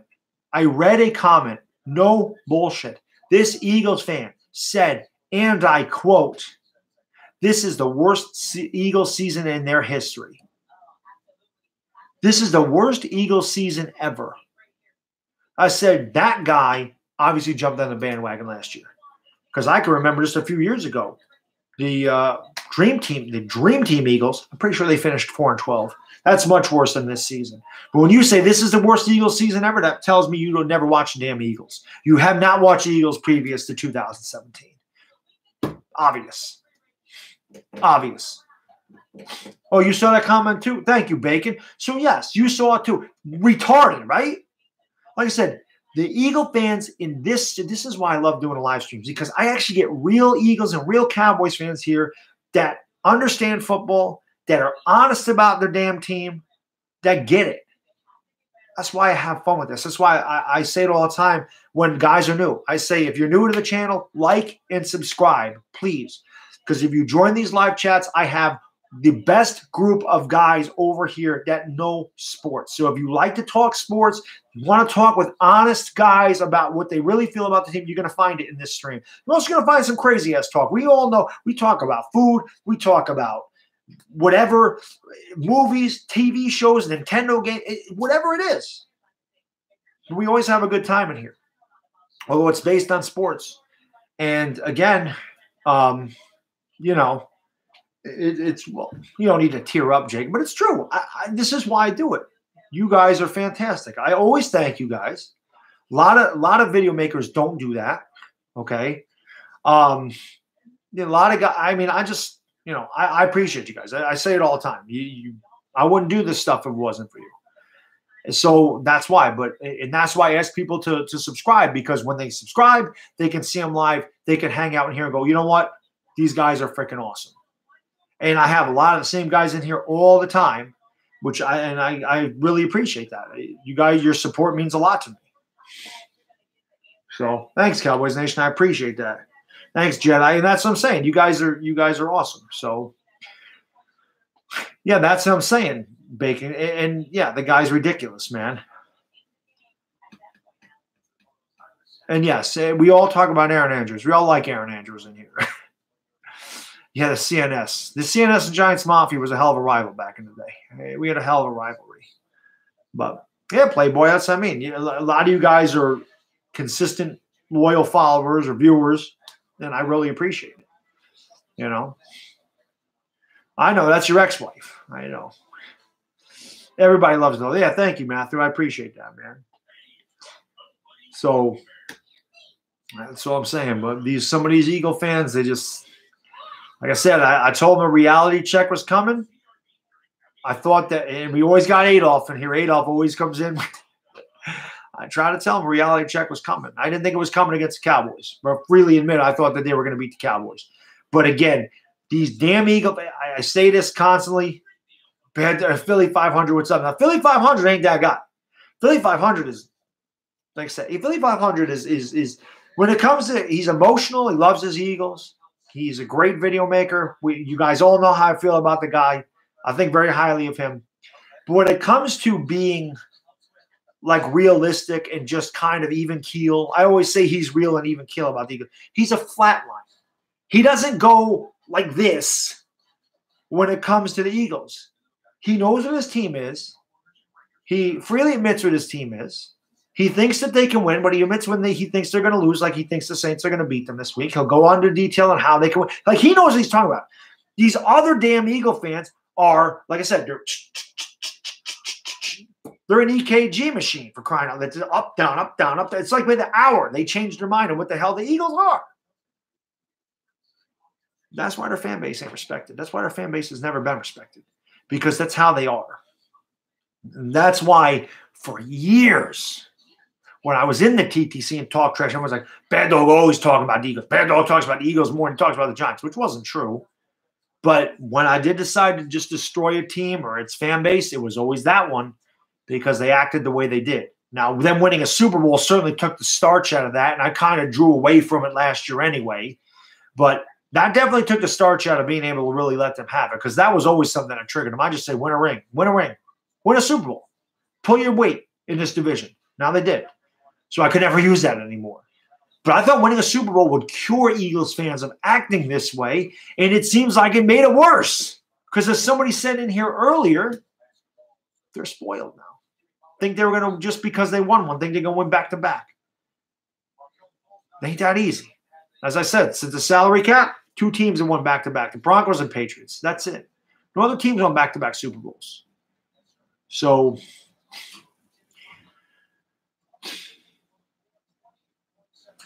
oh yeah, I hear you, crazy dog. I mean, who knows if Carson Wentz would have even succeeded in Cleveland? You guys had a bad team last year. So who knows how good Carson Wentz would have been with the Browns? The Eagles were a better team than the Browns. If they had more around them than the Browns did. No, there's no Jarvis Landry there that the year that the year Carson Wentz was drafted. There was no Nick Chubb. You know, there was none of that there. So who knows, man? Hey, thanks, Universal Gaming. Oh yeah, man. Week 13 I ain't looking forward to it. Week 13, I think I'm pretty sure I'm going to be on the sports fury again. I'm gonna work with those guys again week 13 because the Giants play the Bears. Josh is obviously a Bears fan, so obviously we'll have our little debate. I'm not really going to have much to say, My only hope when we play the Bears is that the Giants are on a 3-game winning streak. I'm hoping somehow, some way we beat the Bucs and then pull off a major upset. That would be fun then. But, God, the Bears are going to – as Philly 500 would say, the Bears are probably going to double moonwalk our ass because that defense is amazing, man. Syracuse, Notre Dame, probably – that's not a night game, right, Joe? That's not during the night. The Sooners play tomorrow night at 7:30. I plan on streaming the Sooners, even though it's against Kansas. We should have a night. Bad Dogs should have a nice, easy night of football tomorrow. There's no way Kansas is giving the Sooners a game. That should not happen. So 2:30, then yes, I will definitely be watching that without a doubt. And I'm going to be rooting for Syracuse. And that makes me sick to my stomach to have to root for Syracuse. Got to root for Syracuse, so I have to. Notre Dame has to get out of there for Oklahoma to make it. That's one of the teams that needs to lose. Because if Notre Dame loses to Syracuse, it's going to drop them out of there. Then I got to hope Bama beats Georgia, which could definitely happen. That's going to knock Georgia out of there as well, which would move Oklahoma into the top 4 if we sweep West Virginia, because we're going to have to play West Virginia twice. We're going to play them at the end of the year. Then we're going to have to play them again for the Big 12 championship. We're going to have to beat them twice. We went out and Notre Dame loses the Sooners are in. And the Sooners are going to play Bama, and I want to see us play Bama. Even though Bama will probably kick our ass, I want to see it anyway. I want a shot at Alabama. That's all I'm asking for. I don't care if Bama beats us 42-7. I just want to see how good Oklahoma is against Alabama. I don't get the Wentz hate either, Philly. It's what I'm talking about with – they're probably not, Joe. They're probably not. But, Philly, this is what I'm talking about. Carson Wentz played – an MVP caliber football last year before his torn ACL. You were what, 11-1, 11-2 with that guy at quarterback? Now all of a sudden, because you're besieged with injuries, your offensive line, which I said your preseason game against Cleveland, your offensive line, I said this that long ago, your offensive line is not good. Jay Ajayi's not there. You don't have a number 1 running back. Your defensive line ain't what it was last year. Your secondary is destroyed. You're bringing in new receivers. So they don't have the chemistry with Wentz. Wentz is not fully recovered from the ACL. Everybody wants to get rid of Wentz. Why are the Eagle fan base so hormonal? I don't get it. Did I just see E-Rock was in here? I did not just see E-Rock was in here.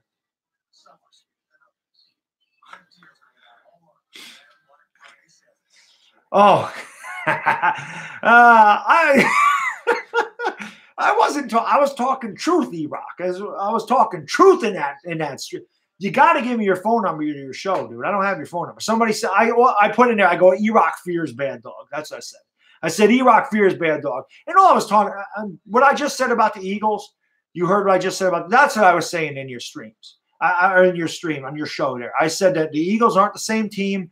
Your offensive line's beat up. No number 1 running back. Your secondary's beat up, besieged with injuries. You're not sweeping this division. You're not beating the Saints. You're not beating the Rams. You're not beating the Texans. That's all I was saying in there. And then they said, if he fears you, why don't you call in? I said, I don't have the number because I would love to call your show sometime, E-Rock. So give me the damn number so I can call in there and tell you on the phone that your team sucks. And my team is no good either. So don't say, oh, your team's no good either, because that doesn't change the fact that the Eagles aren't what they were last year. But that's what I was saying in there, E-Rock. But thanks for stopping. E-Rock stopped by the show. I can't believe it. E-Rock's not usually in here. But oh, another thing I said, E-Rock, I think the first thing I said, I think you said when you left the stadium disappointed against the Cowboys. I think that's what you said. And I said, I put it in the comment, I go, E-Rock never leaves that stadium happy. I think that's what I said. I think that's what I said. So, yeah, give me the number, E-Rock, so I can, so that I can call you up. Because I really would love to call a show. I mean, that's the first time that I ever actually saw the show, like on a live stream on YouTube. So I knew you did it, but I never knew when you ran it. But I would definitely like to call in and talk to you about whatever at that point. I would love to. So, give me the number to your show so I can give you a call. So you'll take KC, Cynical. I love the Wu-Tang symbols, by the way. I'm not. Why do people think, David? Why do you think I'm mad? I'm just curious. Why do you think I'm mad? These guys. This is the thing. A lot of you guys that sub my channel don't know when I'm mad. Watch a Giants game. You want to see me mad? Watch me watch a Giant. That's mad. This isn't mad. This is just how I talk. I'm a freaking loudmouth Italian New Yorker. This is just how I communicate. I'm a loud guy. But yeah, give me, like I said, E-Rock, we play you next Sunday, right? You guys play the Saints, we play the Bucs, and then we play each other. Yeah, give me definitely. Let me have it. I'll call you up. We'll talk. We'll definitely talk. E-Rock, you know you're one of my favorite Eagle fans. And that's why I like to troll the stream a little bit. That's why that's why I gotta do it. I kid because I care, E-Rock. You know how I am. You know how I do, brother. Mind-boggling, cynical, exactly. Mind-boggling. But yeah, if you're new to the channel, man, like I said, I asked you to like and subscribe to the channel because, again, my chat is awesome. These guys are the best, and I mean they're freaking awesome. And I got a lot of good Eagles fans and Cowboys fans in here, which I never thought I'd be saying in a million years. But it really is a good thing. And I got Saints, Falcons, whatever, Ravens, Jets. I got so many guys in here. I don't think I have like an Arizona Cattle comes in, an Arizona Cardinal fan. Like Ravens fans have been in here. I'm trying to think if there's a team that like the Bucs fans have been here. Like Rick, I don't know if Rick is still here. He's a Bucs fan. Definitely Bears fans. Big Easy is a Saints fan. Trying to think of who does like Crazy Dog is a Browns fan. I'm trying to think of who like doesn't come in here. There's Texans fans that have been in here. Seahawks fans, Patriots fans. Yeah, I'm trying to think of who doesn't come in here. I don't know how the hell to do it either, E-Rock. I mean, I have to learn because there's something I want to do in the off season. And if I can ever figure out how the hell to do the split screen thing, I'm going to do it. I don't want to talk about it now, but you're definitely somebody that I would like to talk to about it. So I have to figure it the hell out. I don't know how the hell to do it either. I'm old. I don't know how the hell all this technology works, but that would definitely be fun. But like I said, when we play you guys in a couple weeks, you definitely have to give me a number because I'll definitely call in the show. Wentz is good. I don't understand the hate for. I don't understand what. Like I said, some of these Eagle fans are just really spoiled, and I don't know how you are getting on Carson Wentz's case. I don't understand. I don't get it. I'll tell you what. You don't want Carson Wentz? They're Eagles fans. Ship him over here. I'll take Carson Wentz. Give me Carson Wentz. Carson Wentz and the Giants, we're damn sure going to be a contender for that Super Bowl. You give me Carson Wentz on this team. Give me Carson Wentz. Give me a center and a right tackle. We're going to the damn Super Bowl. A dead-ass series. You give me Carson Wentz. You don't want him? Give him to me. Give him to the Giants. Giants fans will gladly take Carson Wentz. You can have Eli Manning. You ain't complaining about your quarterback? You can have number 10. We'll take number 11, okay? How's that? How's that grab you, Eagles fans that don't want Carson Wentz there? Do you know what I'm saying? That's what I'm saying. I mean, I don't get it. That's my point with this. You know what I mean? That's my point. Thank you, Cowboys Nation, for that super chat, brother. I really appreciate that, my man. Really do. The stream with me and E-Rock, like I said, I would love to do that. I have got to figure out how to do it. I'm going to figure out how to do it. I've been looking. I haven't really studied it. Like I tried to do it through Zoom. Zoom wants me to pay like $50 a month to be able to do that. I'm like, I ain't paying that. What the hell? You think I'm made of money? I'm paying $50 a month so I can live stream a webinar, which I'm not even doing a webinar. I just want to talk to one freaking guy. I have to figure out how the hell to do it through Skype. Guys do this all the time.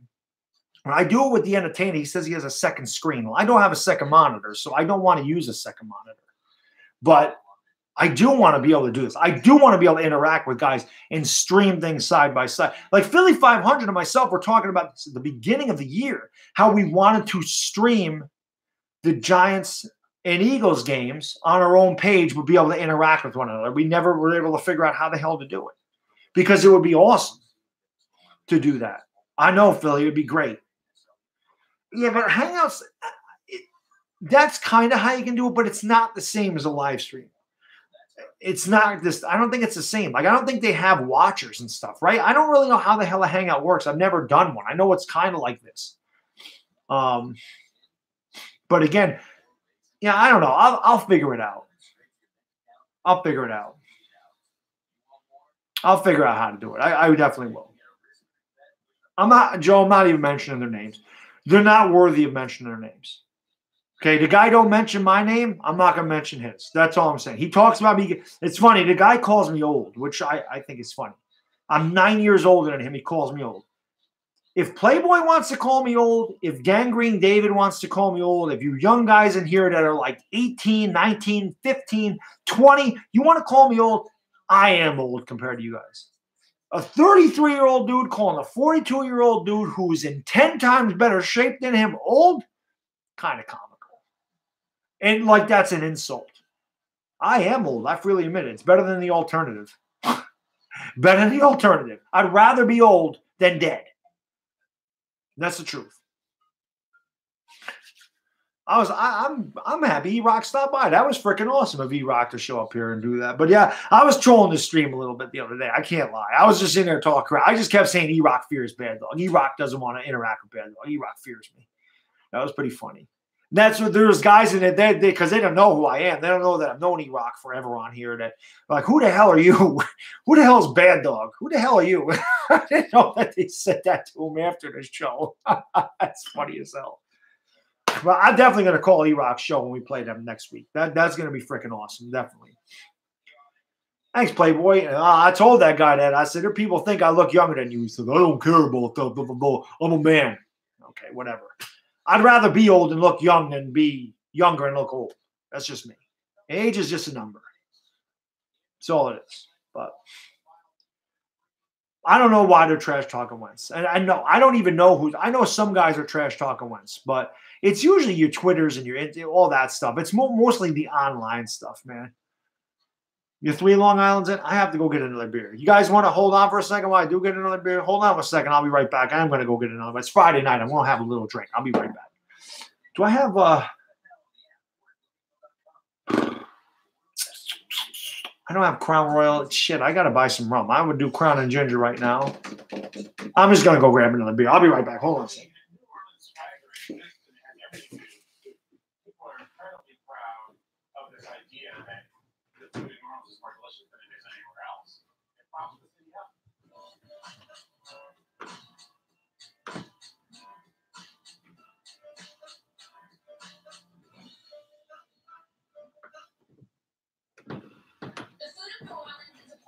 Bordering on obsession. Nowhere else will you find this melting pot of French, Spanish, African, Native American, and Caribbean flavor all mixed up.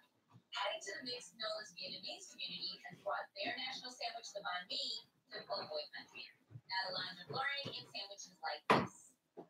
So what do you get when you mash up the Mississippi Delta and the Mekong Delta? Then eat my way to an answer. What the hell am I watching here? I gotta get some sports in here. All right, so I changed beers. I went with my Modelo. So Rams and KC. I like I like Los Angeles in that game,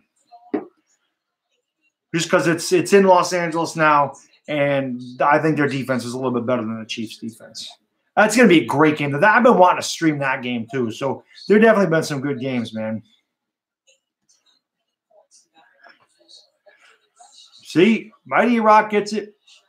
E-Rock, I can't tell you how many times, honestly, dude, that I have said in my streams here that Carson Wentz, it usually takes about a year for that ACL to recover. And he's not 100%, that he'll probably be 100% in December.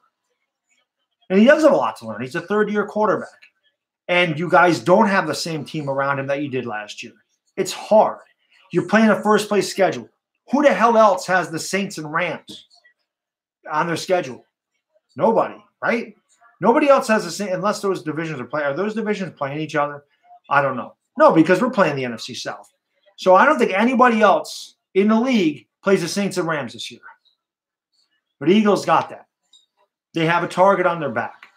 They've been besieged by injuries. It's difficult to repeat. I say it all the time. It's so hard to repeat. But you can't blame Carson Wentz. I just don't understand it. That's the thing. I've said that a bunch of times. He needs a year to recover. You know, Philly 500 will tell you that. Any Eagles fan in here will tell you that I've said that a number of times. So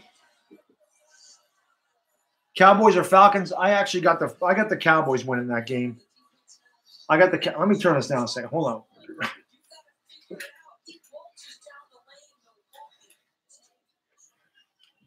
I picked the Cowboys to beat the Falcons. Very true, Foundation. Very true. It is tough to. It's very tough. Like I said, since the salary cap, 2 teams are repeated. It's not easy to do. Yeah, it's a good concern, Bacon. I mean, it's just hard. It took Deshaun Watson had that injury before Wentz this year, but Deshaun Watson did not play well the first 3 games of the season. And he finally got it back. What's up, HTTR? How you doing, man? Yeah, the Bears and Vikings is going to be a great Sunday night game. I'm glad they flexed that one. I'll be streaming that one too. That's an old-fashioned black and blue division game right there. Bears and Vikings. I know HTTR people have said that in here. I could not believe it. Does anybody know what the hell happened to Halen 88? I mean, he was what? Not that old. Late 40s, early 50s. It's crazy. Exactly, Philly 500. He's got good numbers. Like I said, this is why I did this video, because I don't understand your fan base. I don't get it. I do not, for the life of me, understand a lot of these video makers that are saying Nick Foles gives you a better chance to win. I don't get it. I don't get it. What's up, Javon? How you doing, man? Oh, yeah, college will take a lot out of you, brother. Definitely does. Definitely does. Halen passed away, E-Rock. That's what everybody's telling me, but I have no idea how he passed away. No clue. But 5 Rings came in here, told me. A couple other guys came in here, told me. I can't believe it. I can't believe it. It's crazy. I talked about who he was, Jacob. There was a he's a reason a lot of these sports guys are even on here, and this little group that we have because of that guy. He just started something called the TTC, which is the Trash Talking Circle. Brought a lot of football fans out. We talked a lot of trash to one another. We insulted each other. We insulted their teams. It's really what it was, and that was really big for about, I'd say, from 2007 to 2012, 2013. It's declined. I don't really even think it's around anymore. I really don't think anyone really does it. That entity's died. But definitely, that's what that was. It was a TTC. And as I said, I'm the best ever. Cheers to Bad Dog, being the best ever in the TTC. Thank you very much. I'll be here all night. I was damn good at it. Damn good at talking trash. Damn good at roasting people. Damn good at it. And before the Eagles won a Super Bowl, I triggered that fan base the worst out of all of them. Man, I was relentless. Yeah, but that's EDP. I'm not even, Joe, I'm not even talking about EDP. EDP is EDP. Dilly, dilly, everybody. Dilly, dilly. Here's to the weekend. Dilly, dilly. But Joe, like I said, EDP is EDP. The Eagles can win 11 in a row. It can start off 11-0. They lose a game like on the last second field goal. He said, this team is trash. This team ain't going nowhere. This team, that's just how he is. That's just how he is, man. Oh, you probably definitely could. I trash talk myself all the time. This is why I was so good at talking trash, because I have a very self-deprecating sense of humor. Which means if you make fun of yourself, what people say about you ain't going to bother you. And when you're a confident man and what other people say don't really matter to you, nothing they say is going to bother you. But when you really humiliate and emasculate people like I used to piss people. I told you, EDP wanted to fight me. He wanted to fight me, and then I had to lay down the law and really destroy him in a trash talk video. And I'm telling you, I murked the hell out of him in trash talk. So thanks, Jake. I appreciate that, my man. I appreciate that very much. But I did. Listen, where I grew up, not a lot of white people around here. When you're on the basketball court and you're the only white kid in the basketball court, you better learn how to talk trash. You have to learn, or you're going to get laughed right off the court. And as I said, you have to actually be intelligent to do this because you can't keep saying the same thing. You can't just come out here and go, you're fat, you're ugly, you're stupid. That's not funny. You got to do it you got to do it in a humorous way. As I said, when I ripped EDP, people love those videos. People quote those videos. The Rocky step. I say it all the time. One of my favorite lines for myself was when he ran up the Rocky steps, and I said, "You ain't Rocky Balboa, you ain't Ivan Drago, or you ain't Apollo Creed, you ain't even Clubber Lang." I said, "Hell, you're Blubber Lang," like that, and that made people laugh. Or when I said he looked like he had two small children trapped here where his chest is supposed to be. Or like when I said, like I said, if he wanted to fight me, and I said, if he wanted to fight me, I said, I'd be arrested for murder. I wouldn't even need to do anything. I would just let him take a swing. He would drop dead of exhaustion, and I'd have to do 10 consecutive life sentences because it would be like I killed the equivalent of 10 people. If he went down, it'd be like I wiped out a small village. That type of thing is funny because it's original. And I told you, people came to that video and said, I love EDP, bro, but you killed him. You are hilarious. People have told me I should be a damn comedian. And I'm like, I don't write material. The things that I say just come out of my head. There is no script when I do this. It's almost like freestyle rapping. Not that I can freestyle rap, but I can freestyle trash talk. The only time that I've ever really had material was when I did the Vic DiBattista homage to him for the Jets-Giants postgame, which my man Philly 500 left the link on Vic's Twitter. I don't know if Vic ever looked at it. He never commented. I really just wanted Vic to watch the video, but I don't think he ever did. I think he's too busy. I don't think he ever pays attention to other videos on YouTube, but that was scripted. I can't trash talk around. There are some times I can do it in my head, and I'm like, man, that was good, and then I forget it. But I really can't. It's hard to trash talk and rhyme. It's for me anyway. And listen, let's face it. I don't have any. Look at me. Do I look like I have any kind of flow when it comes to rapping? Probably not. Wouldn't sound the same coming from me. Bad Dog in freestyle rap, probably not happening. So this is true, Foundation. It's true.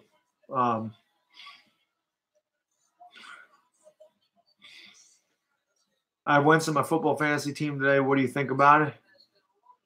You play them because they're going to have to throw the ball a lot if they want to beat the Saints. And quite honestly, to be honest with you, I think that the Eagles are going to be behind in that game, and he's going to have to throw. So it doesn't matter. If they're behind 34-20, 41-20 in the fourth quarter, you know the Saints are going to back off, and he's going to throw, and he's going to get them fantasy points. This is why I always say fantasy football statistics are for fantasy football losers. Because when you lose a game, people will say, oh, look at his stats. Look at his stats. But the stats don't tell the whole story. Eli Manning only threw for 188 yards against the 49ers. We won the game. He completed 19 passes. We won the game. I'd rather Eli Manning go 19 for 46 with 110 yards and 3 interceptions and no touchdowns and win the game than Eli Manning throw for 450 and 3 touchdowns and lose the game. I don't give a shit about statistics. The only statistic I care about is winning. And statistics will get you in the Hall of Fame. That's the other thing. They matter when it comes to that. They don't matter when it comes to winning, though. Eli Manning had a terrible season in 2007 statistically. He won the Super Bowl because of Eli Manning. So it's just different, you know. That's funny, Playboy. That's good. Simus actually came into, or I was in a hangout one time, and Simus actually did say, he said, I'm pulling Bad Dog's Italian card. He said, Bad Dog's not Italian. Bad Dog's a brother. And I just started cracking up. But listen, man, I lived that culture growing up. So I get it, but no, I can't. I got no flow. I got no rhythm. I can't dance. I got 2 left feet. I got 2 left hips. I can't rap. I can't sing. I can't do any of that crap. I can't. So I don't know about that, Playboy. I don't know. Yeah, that was funny. But, you know. Oh, Faye Lee, I said it. I was like, the Knicks needed a Draymond Green. We need that dirty player on this team. Yes, absolutely. The Knicks should try to get Draymond Green.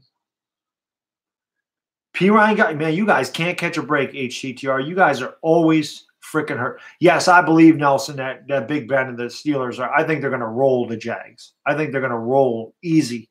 I think they win easy against the Jacksonville Jaguars.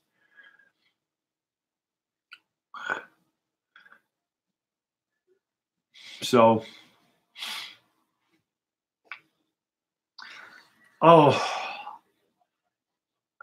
honestly, Scott, I that's a tough one. I would play Wentz over Roethlisberger. The Saints defense isn't really that good. Jacksonville's defense has been off, but they still, I mean, the Jacksonville's just a weird team. I can't believe they fell off the way they did. I still would play Wentz. That's just me. Wentz has Ertz. So Ertz is going to have a big game. I can't imagine Ertz not having a big game. I think Wentz is going to have a big game statistically. I just don't think they're going to win the game. You're damn right, Philly 500. I can make it, well, I don't know. You know how hard it is? As long as I buy the shells, I can make a cannoli. You know how hard it is to make the damn shells? I ain't doing that. I ain't spending 12 hours on a double boiler making cannoli shells. But I can make you some pasta. I can make you some chicken Alfredo. Damn right. I can cook.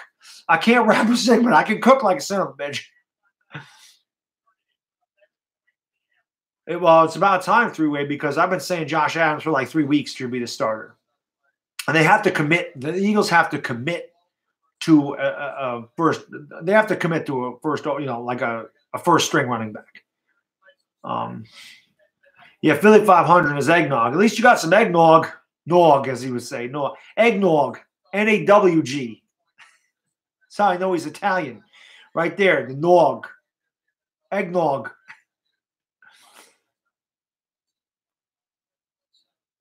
Wow, did they really, Brandon? I didn't know that. I know they held us to under 24 points, but let's face it, Alabama would hold us to under 24 points. So, yeah, Godfather 500. My cousin Vinny 500. I do want coffee. I said, Uncle Vic, I always try. I try. So I just want Vic to, one time, I just want that guy to comment on my video. One damn time. One time. Because I just want to ask him, I'm like, can you, I want him to, I put it on his videos a couple times, like, people think we're related. They do. I can say we kind of look, I mean, if you aged me, I don't know how old Vic is. Vic's got to be in his 60s old. Close. If you aged me 20 years, I would look like Vic DiBattista. Seriously. We got the big-ass Italian beak. We got the dark eyes. You know, we both have that Italian temper. Both New Yorkers. The first time we found Vic DiBattista on the TTC, people said, bad dog, there's your uncle. Bad dog, we found your dad. That's what it was. The first, bad dog's dad is right here. Bad dog is your dad. I was like, no, not my dad, but because my dad was actually Irish-Italian. I said, Vic could be a distant uncle, though. You never know. Vic might actually be related to me. Who the hell knows? But I said, one damn time, I would like him to acknowledge me. Just once. Be like, this guy's all right. Just one damn time. But he won't. He's too busy. He don't care. He might read the comments, but he ain't going to respond. Donald is in the house. Vic is the man. Where would I rank Wentz? Probably. Yeah, I use mind-boggling all the time. I think Pat Mahomes is one of the best quarterbacks in the league right now, Scott, without a doubt. I think he's awesome. I liked him at Texas Tech. I mentioned the game all the time. 2016, Oklahoma, Texas Tech. Oklahoma won 66-59. There was like 15 or 1,600 total yards of offense. Mahomes had over 800 yards of offense on his own. I said, this kid is special. And I wanted the Giants to draft Pat Mahomes so damn bad. I wanted them to draft Mahomes. I wanted them to draft Deshaun Watson. Obviously, with good reason. And our idiot GM missed on both of them. So I don't know what else to say. But Nelson, that's a really good question. I take Jared Goff just because he's been in the league a few years and he's done it a few years. And Pat Mahomes is a rookie. Not a ton of film on Pat Mahomes. And, you know, I think Pat Mahomes, you got to judge Pat Mahomes in his third year compared to – because Dak Prescott had an amazing rookie year and Dak Prescott really fell off. Now, I don't think Mahomes is going to fall off like that. Mahomes has a great team around him, a great team. But I don't know. I'm just giving I'm giving Goff the benefit of the doubt because he's been in the league longer. and Mahomes is a rookie. So let's let Mahomes play another season to see what happens. I think Goff is better than Wentz at this point. And again, you know what? It has to. This is the thing, Joe. It has to do with the team around him. Wentz don't have the receivers that Jared Goff had. He definitely don't have the running back. Look at Mahomes and Goff. Look at their running backs. Look at their receivers, and look at what Wentz has around him. Wentz doesn't have a Kareem Hunt. Wentz doesn't have a Todd Gurley. Wentz doesn't have a Brandon Cooks. Alshon Jeffrey's a nice receiver. He's not Brandon Cooks. He's not Tyreek Hill. He's not even Robert. He's Robert Woods. Actually, he's probably Robert Woods. So, and they just have a lot better team around them. I love Wentz. I'm a big fan of Carson Wentz. I freely admit that crap. That's why it makes me mad. That's why I make videos like this about the Eagles fans, because they're so damn spoiled to sit there and trash Carson Wentz, who has played fantastic this year, is so stupid. So like I said to them Eagle fans, you don't want Carson Wentz? I'll tell you what, I'll trade you Eli Manning for Carson Wentz. You don't want him there? Give him to the Giants. I will gladly take him. I'll gladly take him if he sucks. If he's that bad and you think Nick Foles is better than Carson Wentz, I'll take him. Giants fans in the stream, would you take Carson Wentz? I'm pretty sure a lot of teams would take Carson Wentz. Cowboys fans, would you take Carson Wentz over Dak Prescott? I'm sure you would. Yeah, Goff definitely does have that. And that's what I'm saying, HTR. He has a better team around him. I mean, and that includes his coaching staff. He definitely does. My favorite player on the Giants right now, Scott, is definitely Saquon Barkley. I'd be hard-pressed to find a Giants fan that doesn't absolutely love Saquon Barkley, man. Oh, thanks, Jake. I appreciate that. Yeah, like I said, dude, I mean, I don't know if you're new to the channel, but if you are, man, please, like I said, hit the like and subscribe button because, like I said, I try to be as unbiased as I can. I'm very honest about my team. I'm very honest about other teams. I'm just trying to be as honest as I can from what I'm seeing. It's just my opinion. People don't need to agree with it. But that's why I ask, if you're new, like and subscribe. And again, you get this chat, you get great insight from these guys over here. They know their stuff. They're legitimate fans. They're just like I am. They're unbiased. They call it like it is. If they think their team sucks, they say their team sucks. If they think their team's good, they say it's good. But they're very honest, which is why I love doing these. This is why I love hanging out with you guys, because you're real like I am about your team. And then we get some trolls in here, and then, bad dogs got it, roast them, and they go away. But other than that, I just, like I said, I say this in my videos too, I got such a great group of guys over here, and I'm very thankful for you guys and your support on the channel. I'm very thankful that you guys are the way you are so that I can do these, and I just love talking sports. This allows me to talk sports with a bunch of people at once that I can't normally do. I don't have a radio show. People have been telling me in entertainment that we should get a podcast because they really like our live stream. I think him and I, from day one, we have great chemistry. And I think we do a good job. And I love working with that guy. And I love working with the sports room. And when I actually figure out how the hell to do live streams with another person, which I'm going to figure out, I'm going to love doing that too. Because I'm going to work with a lot more freaking people. I'm definitely going to work with my man at Philly 500. That's coming. I'm going to work with him. You should ask Adrian, Philly 500, how the hell he does that. Do you know how Adrian does that with you? I got to figure it the hell out. I would love to work with HTTR and something like that. I'm sure HTTR would be up for that, bro, but I would love to do a stream with you and just talk about the NFC East, talk about the Redskins, talk about the Giants, whatever. I would love to do that because I think it would be awesome because, again, you and I agree on almost every freaking thing possible, except for, of course, when it comes to the Giants and Redskins. When we play each other, we're not going to agree with each other ever. But almost every other thing that we talk about, we agree on. I would love to do it. I'll figure it. I'm going to figure it out because, like I said, there's a bunch of guys. Now that I started collabing with some guys, there's a bunch of guys in here that I would collab with. Even these guys, and I would offer this because, like I said, there's something I'm planning on doing probably near the off season. But if I can figure out how to do this stupid thing where I can stream it live and do it with both people, the thing I want to do, I'm going to offer it to typers. If they ever want to show their face and just talk with me, I'll offer it to them too. They don't have to, but I'm going to figure this out and we're going to do it. But there's definitely something I want to do. And like I said, there's some guys that I definitely want to work with in the future. So I got to figure it the hell out. But definitely. Like I said, I got to get the freaking number for E-Rock's radio show because I'm definitely calling in there next week. Definitely calling in. And that'll be funny. And then E-Rock needs to plug my damn channel like he did for the other Giants fans so that my subscribers can go up like 600 in a freaking – I don't know how many people listen to this radio show, but so my stuff can just jump right the hell up there. No, it's Playboy. Like I said, like I said, I'd offer it to you. I'm not saying you got to do it. Definitely not. What up, Geomon? How you doing, man? So, but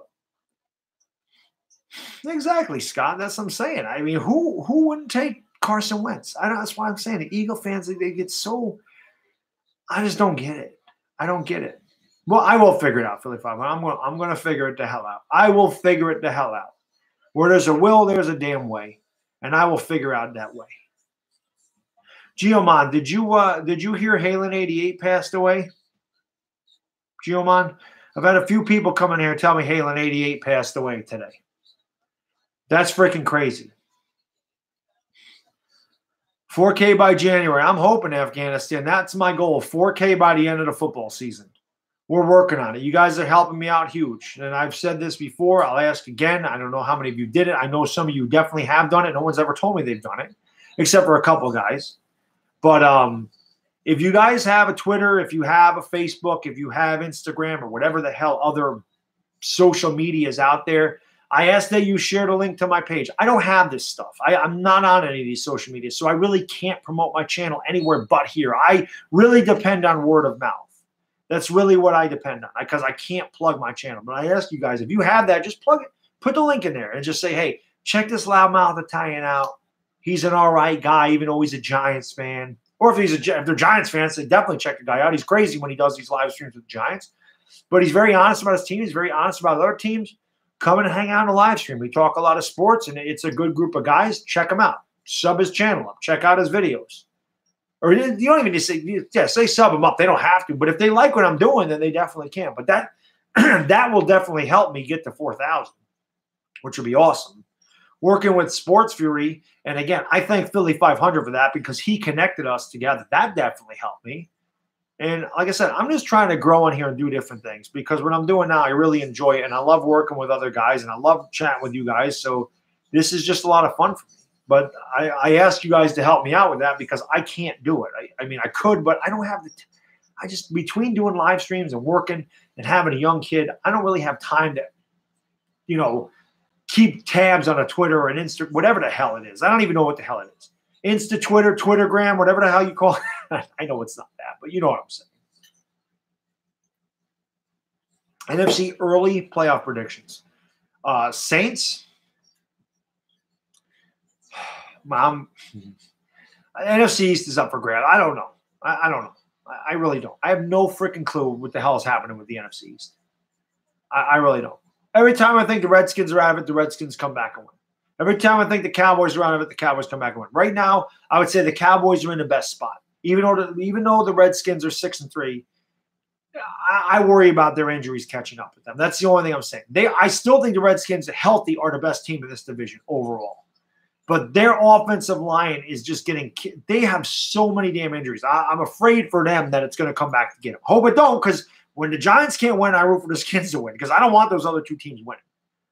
But the Cowboys or the Redskins do have the tiebreaker with the Cowboys right now. So the Redskins are definitely in the best spot, but I worry about injuries catching up with them. I don't like the Eagles for the simple fact that even though I picked them at the beginning of the year because I thought they'd go 12-4, they're not the same team they were last year. They got a lot of injuries, and they have an incredibly tough schedule. They have the toughest schedule out of all of us left. So I don't like them. In the NFC North, I think the Vikings are going to get out of there with a wild card. I think the Bears are going to win that division. I definitely think the Rams come out of the West. I definitely think the Saints win the South. So whatever. Saints, Rams, Vikings, Bears, NFC East, and then the Panthers. So those would be my team. Whoever wins the NFC East division is going to the playoffs, and the Panthers. That's what I think is coming out of the NFC. You don't think the Bears are winning the division? I think the Bears are winning the division. The Bears have an easy schedule. If the Bears, especially if the Bears win Sunday night, they're really in the driver's seat. They have a last place schedule. They play the Giants. The Vikings don't get the Giants. The Bears have the Giants. That's a win for the Bears. I couldn't pick you this weekend, HCTR, for the simple fact I took the Texans to go to the Super Bowl. So anytime that I'm picking, I'm going to pick the Texans. I picked the Texans against us, and we didn't beat them. But I don't know. I mean, the Texans are tough. Redskins shock me every week. Again, this is what happens to the Redskins. Ready? I pick the Redskins to win, they lose. I pick the Redskins to lose, they win. Can't figure out the Redskins ever. I can never, ever pick. The only time I picked the Redskins to win and they won was against us. I can't ever get them right. Never. I can never pick I never get the Redskins right, ever. So I took the Texans, so the Redskins will probably win. Now, I can never pick a Redskins game right, ever. Thanks, Urker. I appreciate that, my man. I appreciate that very much. I try to be entertaining. I try to be honest. I try to keep it entertaining for you guys, and I try to interact with you guys as much as I can. And like I said, it's enjoyable to me very much. Yeah, Gio, Simus did it. So I said the same thing when they said Mosh and Simus. I said Mosh is drunk. I don't believe him for a second, but yeah. I heard it myself, and somebody else said it's on Facebook. So, yeah. Playboy has the Redskins coming out of the NFC as going to the Super Bowl this year. I think you get the number 1 seed. I think the Saints get the number 1 seed. T-Spence, yeah. So he's definitely passed away. My favorite rum, I really like Crown Royal. Crown Royale is probably my favorite rum. I think that's really good. Because I love Crown and ginger. It's one of my favorite drinks, man.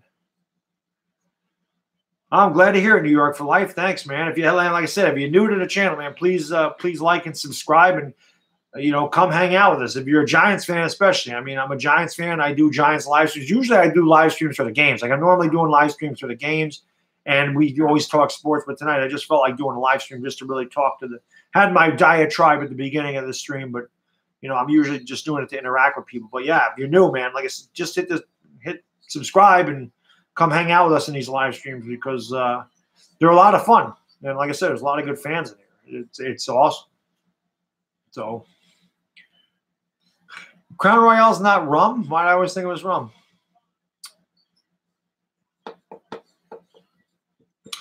What am I doing for Thanksgiving? I usually just go to my sister-in-law's house. I'm going to live stream the Falcons Saints that night, though.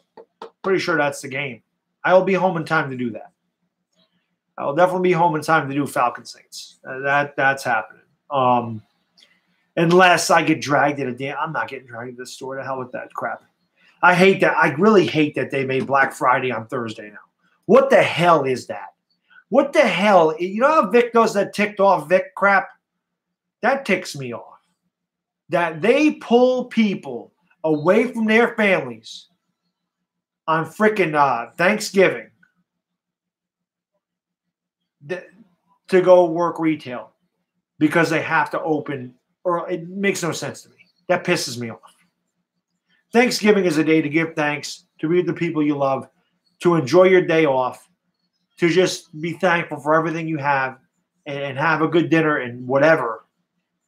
And then they have to spoil this crap by taking Black Friday and moving it into Thanksgiving. Pisses me off. Don't like that. I know Afghanistan, that's what I'm saying. They don't care. That ticks me off. I don't like that one bit. I don't like it at all. That makes me mad. That's not fair. That's not fair to the hardworking people that give retail all the money they have. Thanks, man. Oh, I got a big bottle of Jack over there in New York for life. Big bottle of Jack. So it is. It's a shame. It's ridiculous. It's greed. is what it is. So you get 2 of them on that day. You get 2 of the 7 deadly sins on that day. You get gluttony because everybody's gluttonous on Thanksgiving. It's one day you should be gluttonous, by the way. You should be a damn glutton. If you ain't just laying on the couch like at the end of Thanksgiving, you didn't enjoy Thanksgiving. You should definitely be, I ate too much. I don't feel good. You should definitely be like that. That's the whole point of that day. But the fact that they moved Black Friday into that day, that really agitates me. I don't like that at all. I think that sucks. I really do. So I got off topic there, but it's just ridiculous and it's stupid to me. How do I think the Giants are going to? Oh God, I hate that too. Philly 500. I can't say that. Yeah, Bacon. That's living Thanksgiving. How do I think the Giants will rebuild their team in the next few years, Scott? Offensive line. We need that offensive line. It's where it starts. It all starts there. You get an offensive line, you can run the ball. You can run the ball, you can control the clock. You win time of possession, you win the game. You can run the ball, you convert third downs, you extend drives. That wins. And we need a pass rush. We need a pass rush on this team bad. They have to build in the trenches. Offensive line first, then defensive line. I think B.J. Hill is going to be a very good player for us. I think Olivier Vernon, when he's healthy, is a very good player. But we need a pass rush. We don't have a pass rush. I also think we need corners, and I think we definitely need safeties. Landon Collins ain't going to be here. Landon Collins isn't much longer for this team. Landon Collins is overrated. Landon Collins don't want a franchise tag. I don't want the Giants to pay that guy any money. And if you got a good look, Giants fans that are in love with Landon Collins because of 8 games in 2016, I ask you, I plead to you, watch him play. I'll say this to Landon Collins fans. These Landon Collins apologists that think Landon Collins is great and the Giants need to sign him. Rewatch that game from Monday night. Rewatch the Niners and Giants from Monday night and tell me that 21 deserves any kind of contract from the New York Giants. Go watch George Kittle completely eat his lunch and his dinner and his mother's dinner in that game. I don't want Landon Collins here. Not giving Landon Collins money. If it's up to me, Landon Collins ain't part of this team in the future. And I think he's got a bad attitude. I think that he is bad news. He quit last year. I don't put up with quitters. I don't care how damn good or bad this team is. You ain't quitting on the Giants. You don't quit on your teammates. You don't quit on these fans. Ever. He quit. He quit. I don't like that. I don't take kindly to that crap. You get beat because you get beat, fine. You suck because you suck, fine. Don't quit. Be a professional. He quit last year. He quit on his team. He quit on the franchise. He quit on the fans. I don't take kindly to it. I don't want him here. Simple as that. And if you watch him play Monday night, we watch how he got his ass kicked and just got embarrassed out there. I don't want that guy getting $40 million and not even $60 million for 4 years. Hell no.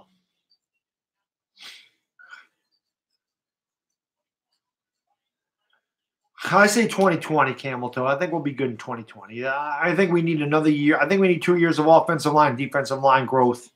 And like I said, some secondary help. I think 2020, and we'll have a new quarterback in there by 2020. I think 2020 is the year the Giants get back to competing for this division and getting into playoffs.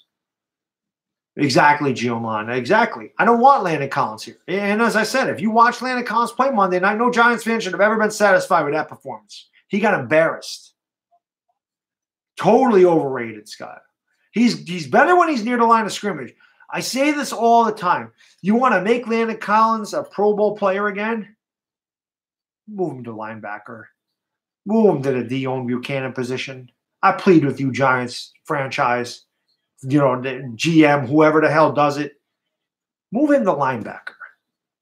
He'd be a good linebacker. He's undersized for a linebacker, but he's a lot better linebacker than he's a safety because he plays safety like linebacker. He can tackle. He can't cover. He's a damn linebacker playing safety. That's what he is. Horrible ball awareness. Like the one play, he completely ran the opposite direction. He trying to pick a pass off. He was 3 yards away from it. And instead of tackling Kittle, he tried to pick the ball. Kittle ran for a huge gain. Overrated. Don't want him here. Don't want him. I agree with that. There's a lot of guys that don't agree about that in New York for life. There's a lot of guys that don't agree Eli Manning's a first ballot Hall of Famer. I say it all the time. He's absolutely a first ballot Hall of Famer. He won 2 Super Bowl MVPs. He's 6th all-time in touchdown passes. He's 7th, I believe, in yards. And more importantly, and the thing I try to tell these guys about Eli Manning, his last name is Manning. Politics play a huge part in the Hall of Fame. The Manning name is incredibly important to the NFL. They will elect him to the first. He will be a first ballot Hall of Famer when he's done.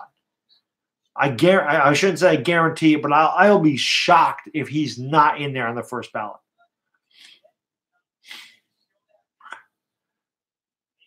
See, exactly. Afghanistan, I say the same thing. He looked like a different player in 2016, but the last 2 years he's been horrible. Well, that's the thing, Cammy. We're dumping salary. We're making salary cap space, and dumping Eli Manning saves us $17 million in cap space. That's huge. That's why he can't be here next year. You can't pay a 38-year-old $23 million to have the same season you're having this year because our offensive line still ain't good. And this is what I complained about all year. When all these fans say, well, Eli's not the problem, the offensive line is the problem. Yes, but it doesn't matter because if the offensive line is the problem, Eli Manning can't play behind this offensive line. So get a quarterback in here that's mobile, that can play behind the offensive line. What don't they understand about that? If he can't play behind this offensive line, you need to find a quarterback that can somehow get it done behind what we have. Instead of giving that guy $23 million to do the same damn thing that he's been doing, getting sacked, throwing picks, being incomplete, inconsistent, inaccurate, whatever. I think Saquon will have a big future too. He's incredibly talented. He's the most talented player that I've seen on the Giants in the backfield in my life. Tiki Barber was amazing. He didn't have the talent of Saquon Barkley. Not close.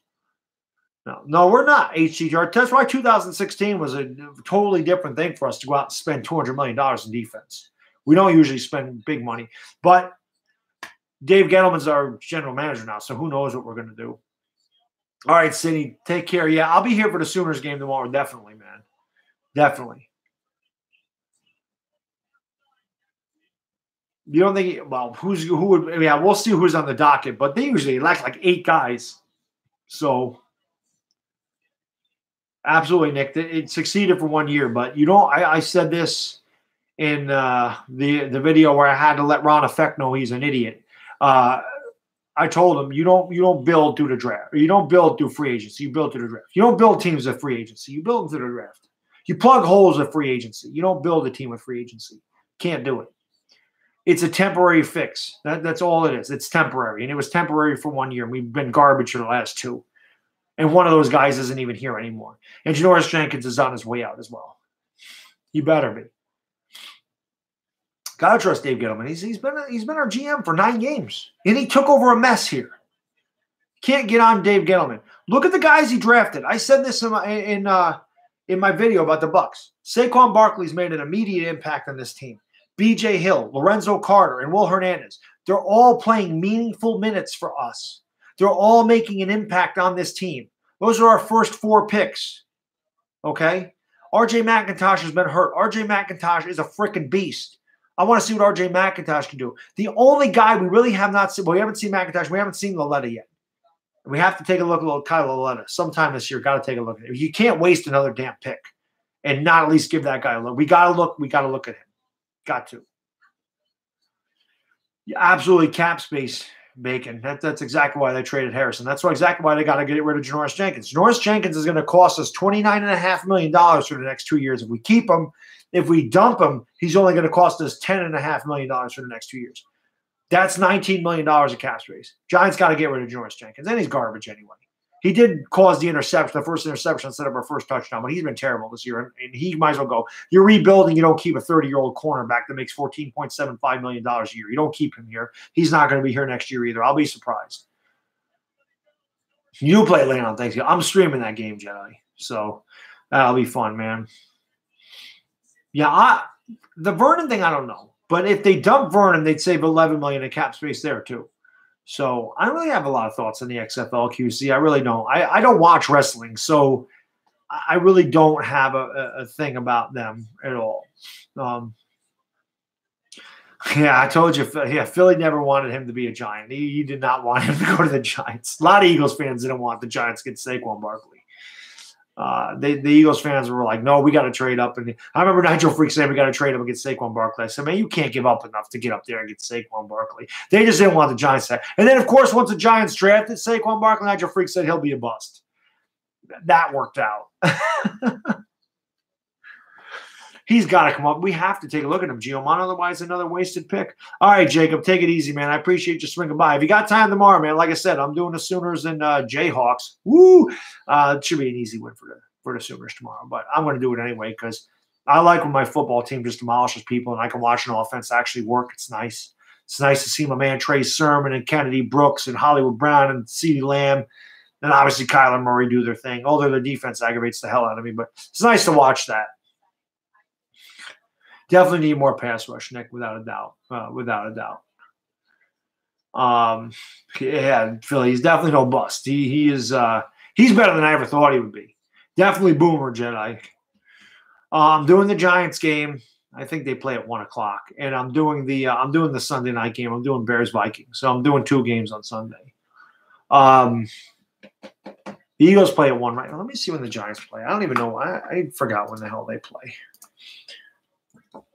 I can't remember if it's one. I think they play. I thought they had an early game. People probably telling me right now, but I'm actually on the ESPN, so I can't. Oh, there we go.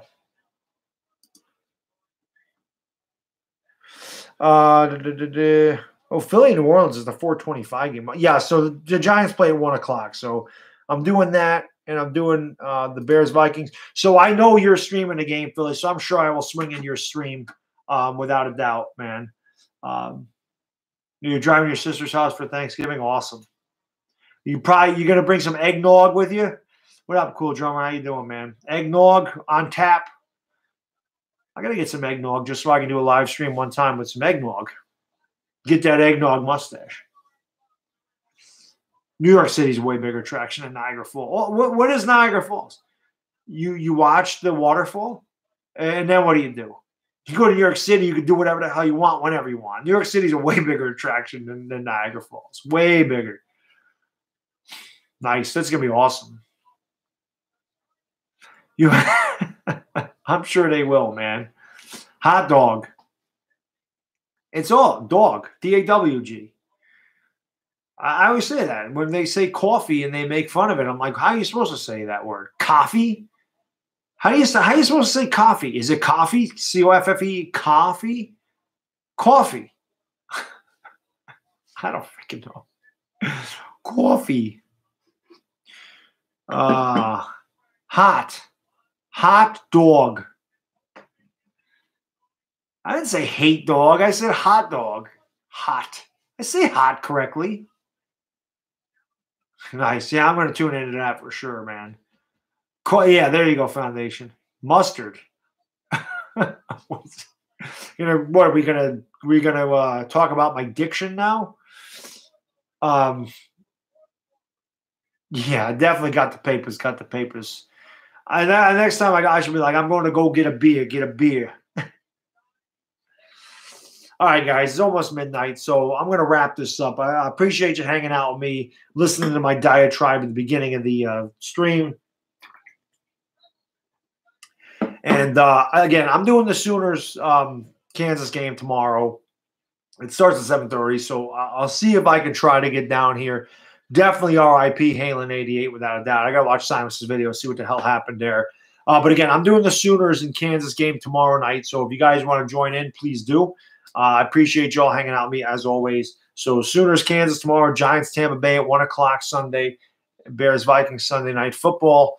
And I forgot what else I was going to say, but it must not be that important. Oh, when I get off of this, I'm also going to figure out how the hell to freaking do have somebody I can talk to in live stream. I got to figure it out.